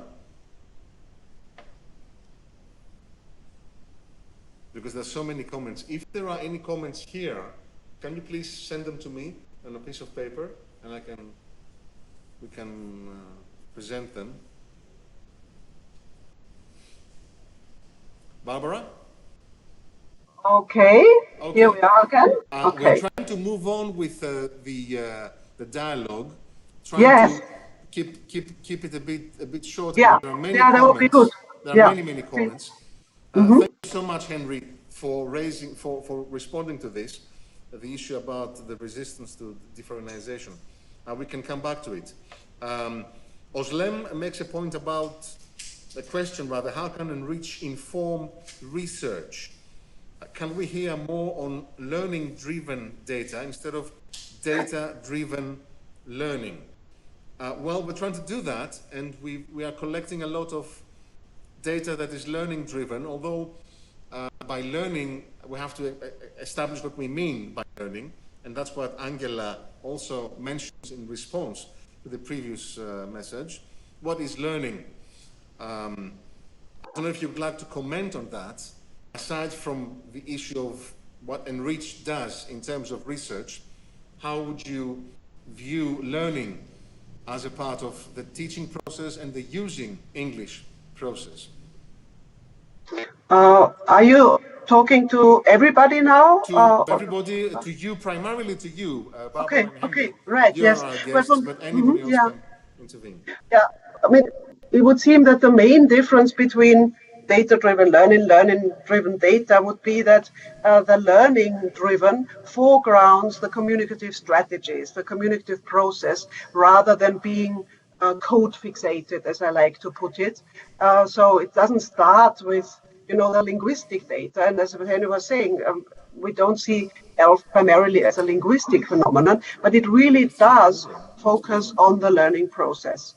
So it actually makes the reason why I find generally looking at ELF interactions so interesting is that it foregrounds the communicative processes that in our own languages, where we take for granted so much, like, politeness norms and generally any social norms, we do all these things without noticing this. These are all things that we are actually processing in micro or nanoseconds while we're doing this. And the fact that you do that then via ELF among different people from different cultural backgrounds foregrounds and makes visible processes that are so naturalized when we communicate in our own first language and in our own cultural context, that we don't notice them. So that is really the most fascinating thing for me. Yes, Henry, if you want to, but go on. It's up to you. Well, no, I mean, simply that I think that in the past there's been too much concern for what is being learned and disregard as to what actually what learning process means, how people learn. And we've been a lot of talk about how languages are learned. In fact, we don't actually know how languages are learned, in spite of several generations of work on second language acquisition. We don't know how languages are learned. But the emphasis is on the languages that are learned rather than how we learn, what learning means. And it, in a way, is rather surprising that one of the basic and obvious features about learning, i.e., that you can only learn by extending what you know into what you don't, right? Otherwise, you can't learn anything. You can only learn by relating what is new to what is familiar. That's what learning means. And it's amazing when you think about it that this, nevertheless, has never been taken into account in the monolingual English teaching, monolingual language teaching, because the emphasis has been on the language to be learned. And the assumption that you can only learn a language by conforming. So learning equals conformity. But learning has never meant conforming. It cannot mean conforming, because even conforming involves you relating what is new to what is familiar. So disregard of the experience of the learner is, it seems to me, has always been a fundamental error in approaches to the teaching of languages. Yeah, thank you. So I think, as people like Guy Cook have said, that it's an absurdity to try and suppress the mother tongue or any other language in the English language.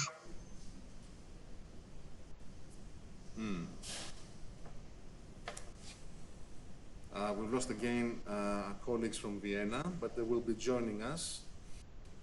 So learning is one thing. I always tend to link learning with schooling, and if schooling is what we mean by learning, then of course schooling means to compromise and it's something completely separate. Personally, I don't think that we learn a lot at school. We learn outside of school, and this is where ELF comes as an interesting attachment here, because you use English outside of the school environment. Okay. Okay. Hi, Barbara. Hi Hello. again. Okay, here we go. I was just saying that learning is very often linked with schooling, and if schooling is what we mean by learning, then it is completely something that is compromised, and you know, the learners are supposed to be led towards knowledge in some funny way. And this is what's interesting with ELF. It's the fact that we use English outside of the school environment, so we can learn as a result of that experience as well as through traditional schooling. But that's another issue that we can address, perhaps. It's a whole issue. But it does relate to the thing is that schooling is institutional. It has to do with schools. So learning is not institutional. It is institutionalized, and that is the problem. That also means that when it is institutionalized, that what is learned is seen to be a reflex of what is taught. So that what is learned that is not taught doesn't count, right? That's not what is assessed, and that's not what counts in the eventual evaluation of success. Right? The fact of the matter is that whereas teaching depends upon learning, you can't teach unless you've got learners. You can certainly learn without having teachers, right? So schooling involves learning as related to teaching, whereas learning doesn't depend on teachers. Exactly. And that's why it's not institutional. Exactly. Intrinsically not institutional, whereas schooling is. There is a comment from one of our colleagues in Oslo, Therese. Hi there, can you hear me? Hello, we can hear you. Fantastic. I was just thinking about these ideas about how ENRICH can inform research and thinking about teacher education. So this goes on to what's just been said, that we can really think about how we can try to make changes in teacher education from bottom up. And this, I'm thinking about how we use the learner data and the local context to help make our teaching in the classrooms more relevant. And this, I think, same idea comes into ELF, that ELF is very much a bottom-up practical use of the language. So myself, working in Oslo at the university, I'm hoping to take the data and the participants in ENRICH and use this in my doctoral research. So very much looking at how the teachers are using this to make changes. Yes, thank you, Therese. But I'm moving on with the comments on YouTube. There's a question by Eva. Do you think there is a reason that more experienced teachers signed up for the course? Did you ask for reasons? We asked for reasons, and these were the reasons that we offered in the data we presented.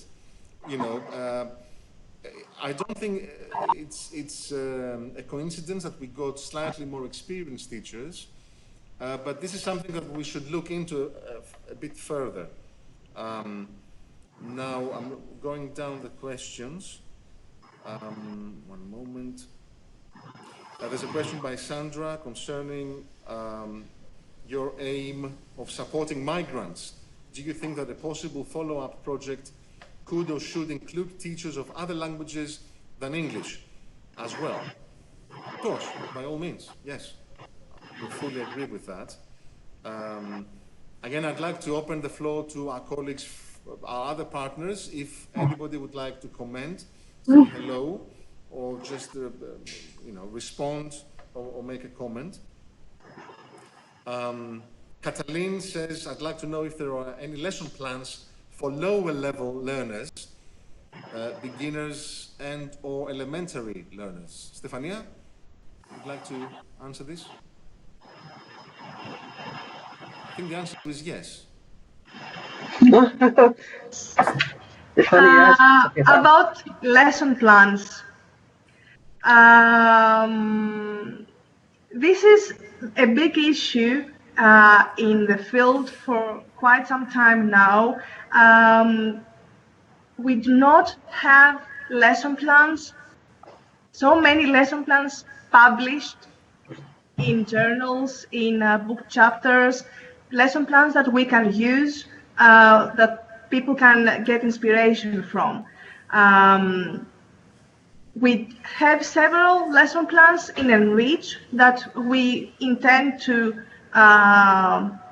publish sometime in the future. But the key thing here is that participants of ENRICH or teachers who work in this field, in the field of health, actually share their experience. And this is what we need. We need to develop a pool, let's say, of ELF-aware activities, a repository perhaps of materials that can be used as an inspiration. You said earlier, and Professor Widdowson said, that we cannot provide ready-made answers. We cannot provide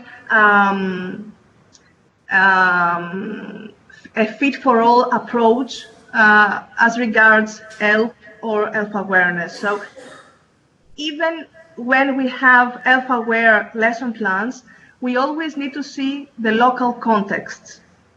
And every time I look at an activity, I'm speaking as a teacher myself, okay? Every time I look at an activity or a lesson plan developed by someone else, I always ask myself a million questions, like, based on what criteria, let's say, did a person use a video, for example?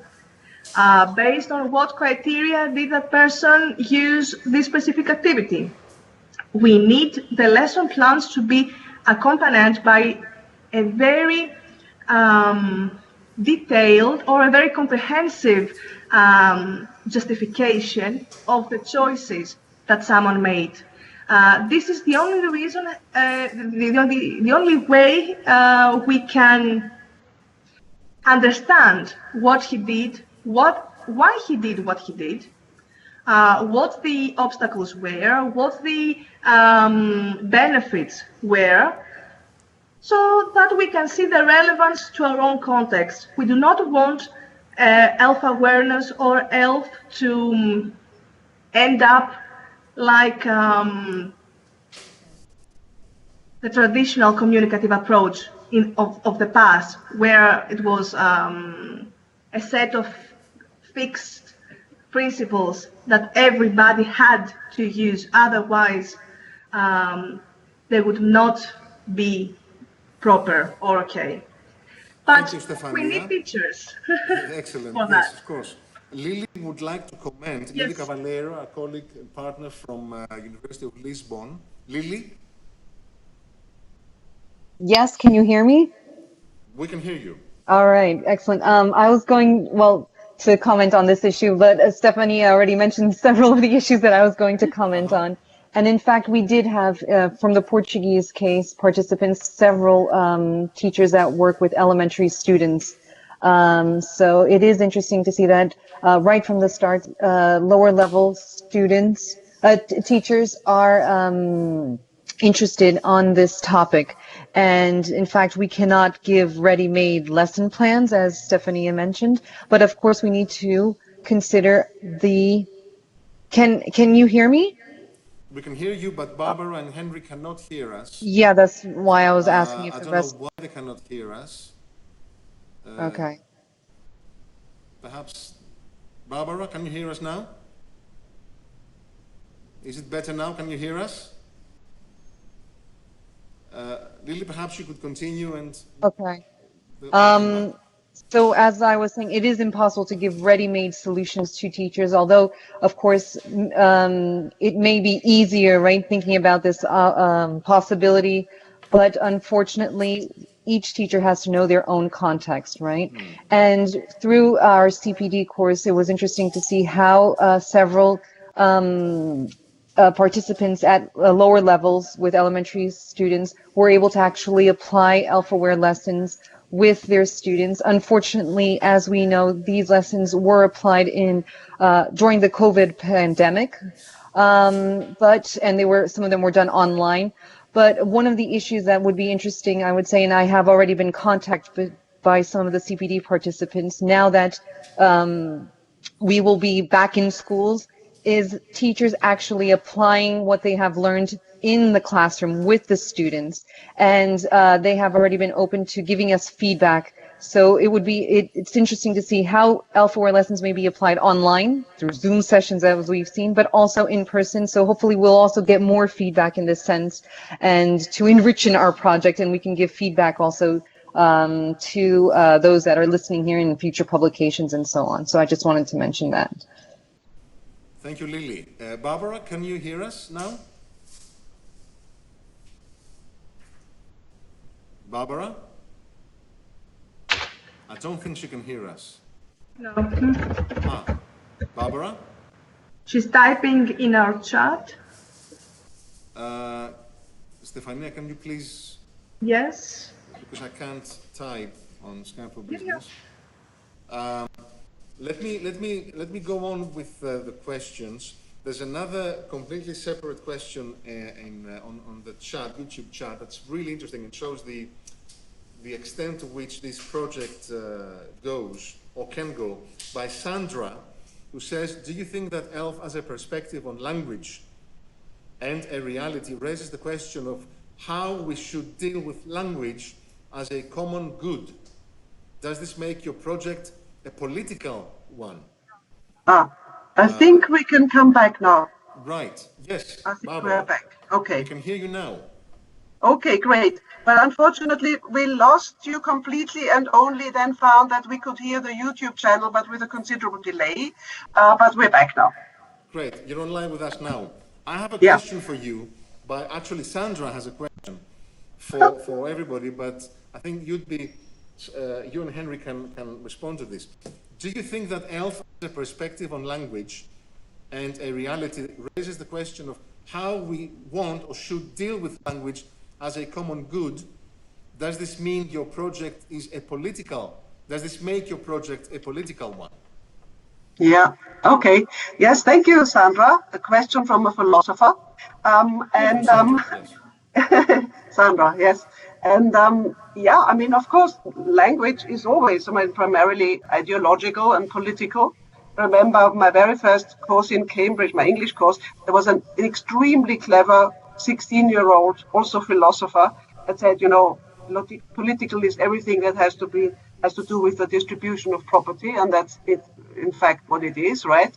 And since there is a lot of as you, Henry, was saying, vested interests and a lot of money involved in this whole ELT business, then of course that is a political question. But on a more general level, yes, I mean, language as a common good is, of course, a political question, right?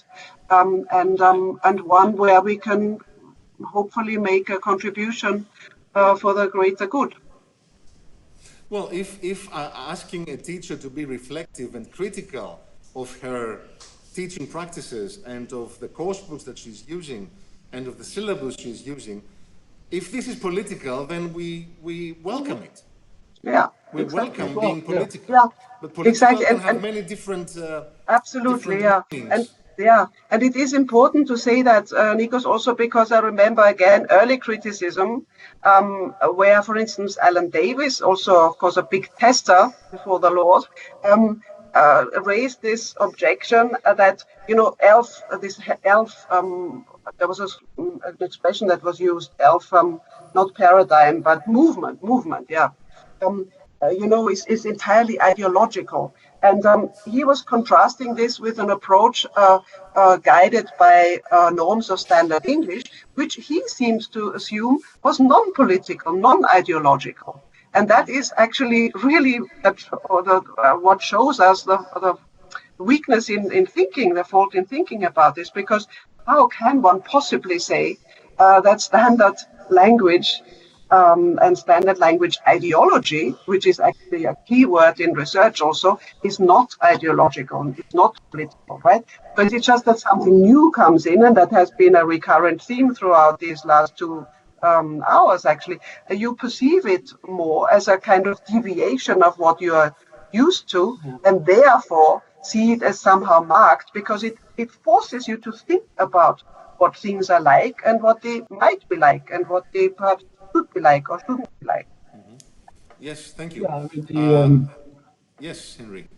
So, well, I was going to say that this is why the study of ELF can be seen as fundamentally an applied linguistics activity, because what it has to do with is what kind of problems, issues arise when people seek to relate to each other across established communities and across several languages. I mean, the world in which we live is a world where there's massive migration and refugees, where community boundaries are being constantly broken down, when established beliefs and ideas about community and culture are constantly being brought into question. What we're seeing in the use of English is, in a sense, a kind of democratization of a means of communication. And that means that this is why it's denationalized, it's appropriated as a global way of people to relate to each other.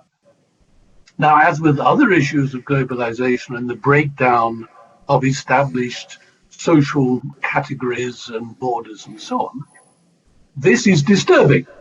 And as we know, this has resulted in other areas of human activity, in right-wing activity and right-wing resistance of a hard. Oh, damn. We've lost them again. Hakan wanted to also say something. Hakan from Istanbul. Hakan, Would you like to? Hello, can you hear me? We can hear you. Wonderful. I was thinking also of adding something about the aspect of ideology in terms of ELF from my own experience. I heard about ELF around 2015 when I took courses from Professor Yasin Bayurt. And when she first asked me whether I owned English or not, now I wanted to raise the question of ownership as well. I could not understand the question. It was such a difficult concept to understand. What do you mean with owning the language? How can I own English? English belongs to England, to America. And it took me a lot of critical thinking, and I think, Nicos, there you are very right about thinking critically. You have to think critically to get into that mindset. Yes, me as a speaker of English, I can own the language. And I think it starts with this mentality. And one of the aspects that I think are important in terms of ELF awareness is trying to show this mentality to beginner learners, not only young learners, but beginner learners, especially at the level of university. I'm working with learners at the moment at university level, beginner learners, and it's been 1 year, and they can't even identify themselves as English speakers, let alone as owners of the language. So I think this should also be addressed as well, ownership. Yep. Oh, the aspect of ownership has changed, and we should also be telling this to our students, newly beginner students, that they are speakers of English, even if they're beginner learners. Mm-hmm. That's what I wanted to add. Can I make a small comment here about very, very briefly about the issue of ownership that Hakan talked about? See the difference. The first time I introduced ELF in my classroom back in 2013, I asked my 12-year-old students, "Do you own English?" And their answer was, "Well, of course we do." They didn't think the way Hakan thought. Their minds were more open-minded, and some of them even said, "How come you are asking something like that?" And it might seem a little bit racist to say that I cannot own English. And this has been published. It's not my memory. You see, children, the younger someone is, the more open-minded I think they are, and the less fixed their assumptions may be. So this may add something, a new perspective to what Hakan said earlier. I totally agree with that. I think the main reason is adult students. They come with fixed ideas, they come with fixed ideologies, they come with, and when you ask them whether they have, for example, the notion of a native pronunciation, a native accent, they all agree, of course we have to sound native. And they're like, if I sound Turkish, they might laugh at me. So they come with this kind of understanding at the beginning. And I believe with children, this is totally different. Of course. I agree with you there. This brings me to the next thread of questions on YouTube. I have my eye on YouTube. I'd really like to go through all the points and all the questions. There are many questions, many comments. We won't have the time to go through all of them, but there's one thread that refers to something that Henry has had published many years ago in TESOL Quarterly, I think, by Helen. She says, "Do you think that ELF for specific purposes is a promising research area?" I'm reminded that Henry talked about, back then, about English as an international language. And he said somewhere that, of course, EIL is ESP. But the question now is, can we have ELF for specific purposes? That's an interesting... Well, we do. Well, that's what ELF is. In a way, that's what ELF is. I mean... I'm using it all the time, actually, in my own courses on ESP. I mean, it's the orthodox insistence on native speaker norms. That is the specific purpose. I mean, what is you learn standard English for a specific purpose.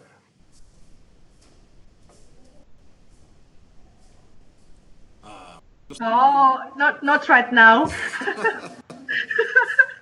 Anyway, I don't know if another colleague would like, from our partners, would like to comment. Lucilla, perhaps, or Dina. Yes, Lucilla. Lucilla. Yes, I'm here. Can you hear me? From Roma 3. Yes, we can hear you. Hello. Thank you very much for all of your comments, and for Nicos and Stefania for having organized this brilliant meeting. I missed the first part, I'm sorry. I just went through the notes and listened to it was like a modern symphony, the contact with Barbara and Henry, because it's continuously interrupted. We've got all these bits of wisdom coming out. Thank you so much. One or two comments. There were two issues raised here. One was related to the research and ELF at the beginning, when I arrived, not at the beginning, when I stepped in. And the other one is linked to the ownership. I'll start from the last one, the ownership one, because I think that is not so much a matter of ideology, but being here and now, where we teachers are and we teacher educators are. And we are in the middle of a continuous flow of migration, new populations, new cultures, new languages, and we must think that we are working in a very sort of blurred context where a language is something that we have to hold very tight. So I think that there are lots of implications coming from the context and from what has come out through ENRICH in terms of the relevance of ELF and the relevance of language awareness, but in the sense of ELF awareness, as Nicos pointed out. This can be quite unsettling for teachers and for, remember, families as well. This is something we should not forget. And I want to link to the other issue, and it's the issue that you mentioned at the beginning, and is related to research.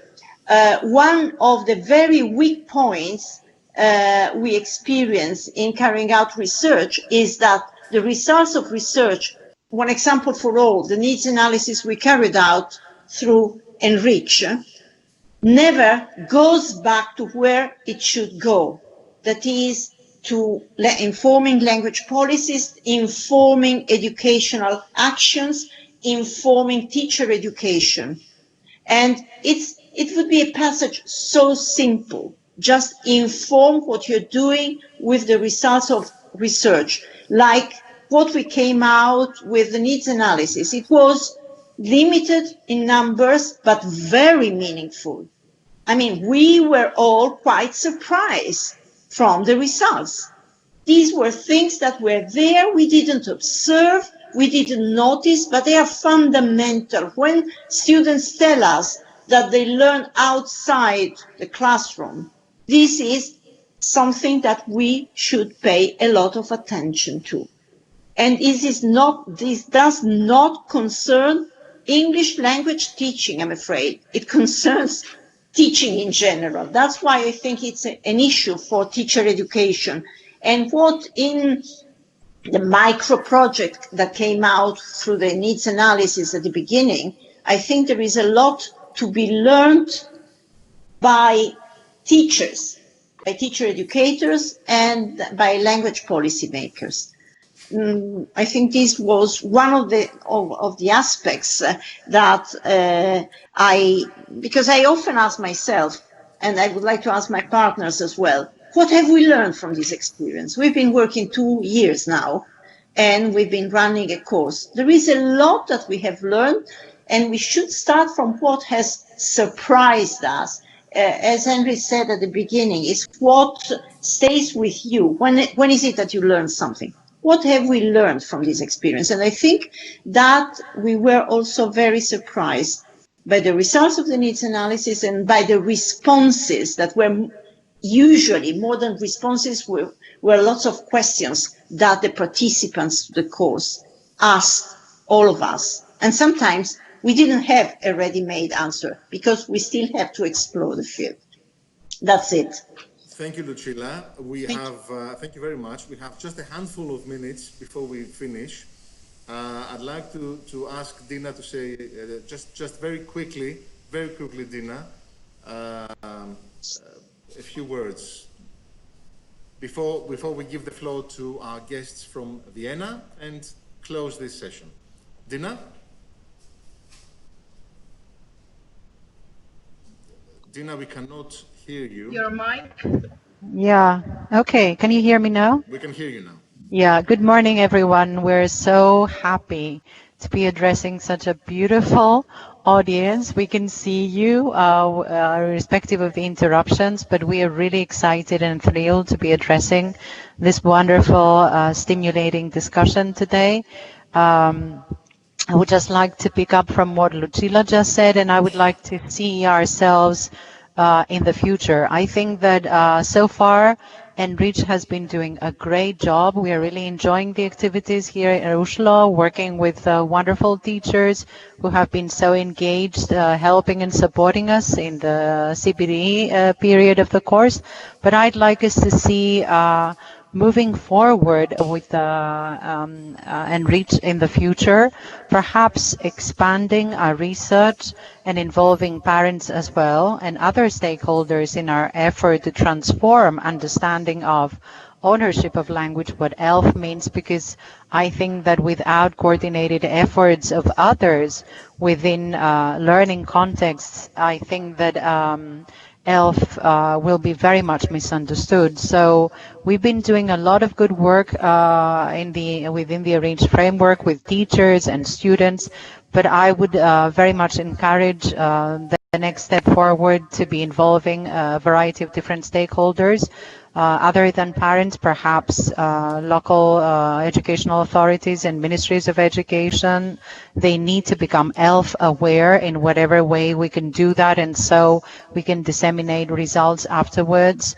I mean, after the life of the project, of course, through very many different communication channels to everybody who's responsible for educational policy. Of course, there are so many exciting research venues that quite a lot of people who are engaged in the project will probably be going forward with. And I would encourage a lot of research from our very many participants in this webinar today. So that's all from me. I think that that was my 20-second input. So good luck with the rest of it, and I hope we will see each other again soon. Thank you very much, Tina. Barbara and Henry, are you with us? Can you hear us? Yes. Yes, yes. Yes.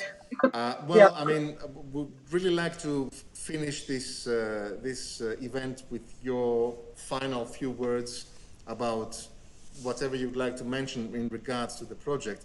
All I'd like to say is that this is just the beginning. We did our best putting together a research proposal for Erasmus. We didn't think we were going to get it, but we did, and for 2 years now we've been working very hard every step of the way to move forward in accordance with the proposal, which was very demanding, detailed, and really, really demanding. So we would like your your support in whatever way you can offer. Thank you so much for being with us. This really means a lot to us.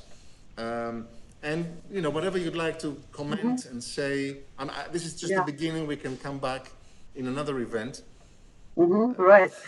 Yeah, thank you, Nicos, because really we are over the time, so I really literally just take a few seconds, but I would like to thank you for a truly enriching experience now I think I can say for both of us, right?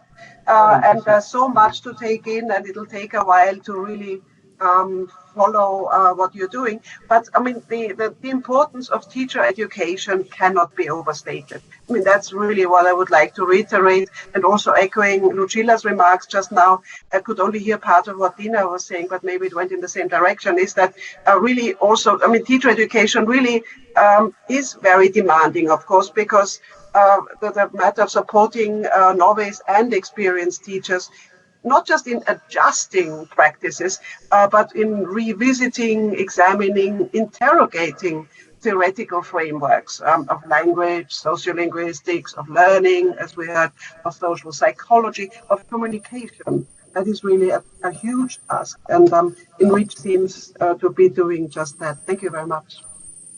Thank you. For me, I mean, yes, thank you very much.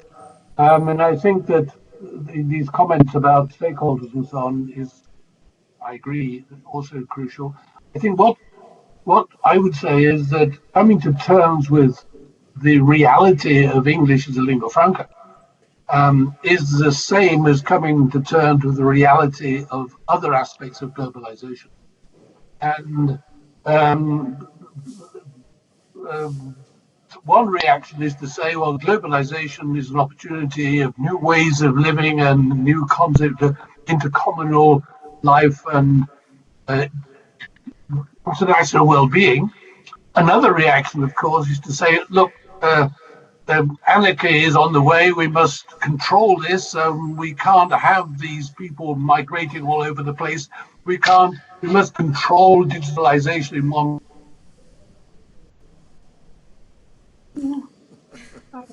That's a very powerful message. Right there. Well, I mean, while we wait for Barbara's final reconnection, let me say thank you to everybody who participated here live. We have quite a few people. Let me actually show, if I can. This is, I don't know if you can see, if it's visible.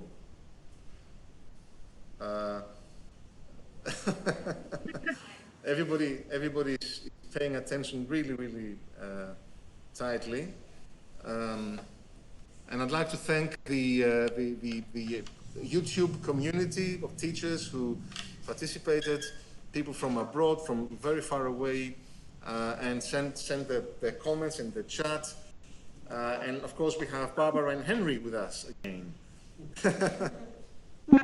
I was just thanking everybody. Yeah, thank you. Thank you. And thank you very much. Henry, please finish what you were saying, and we can then... Well, simply to say that one way of looking at this is an opportunity for change, where we can think of human affairs in a very different way.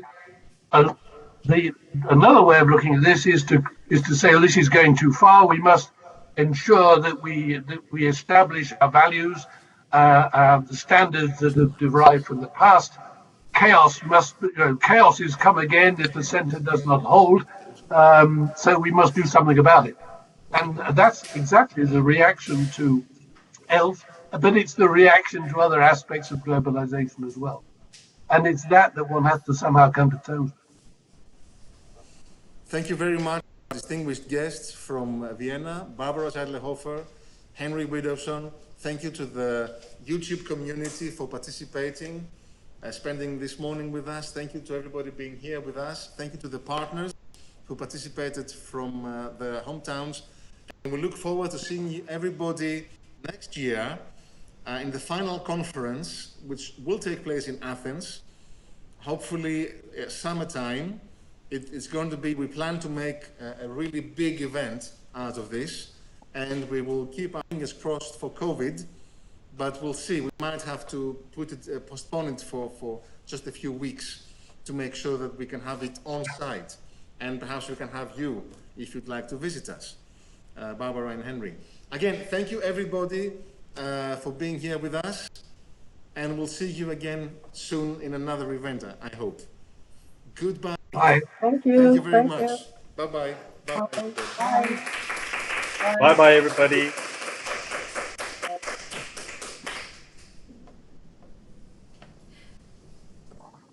I think we will stop.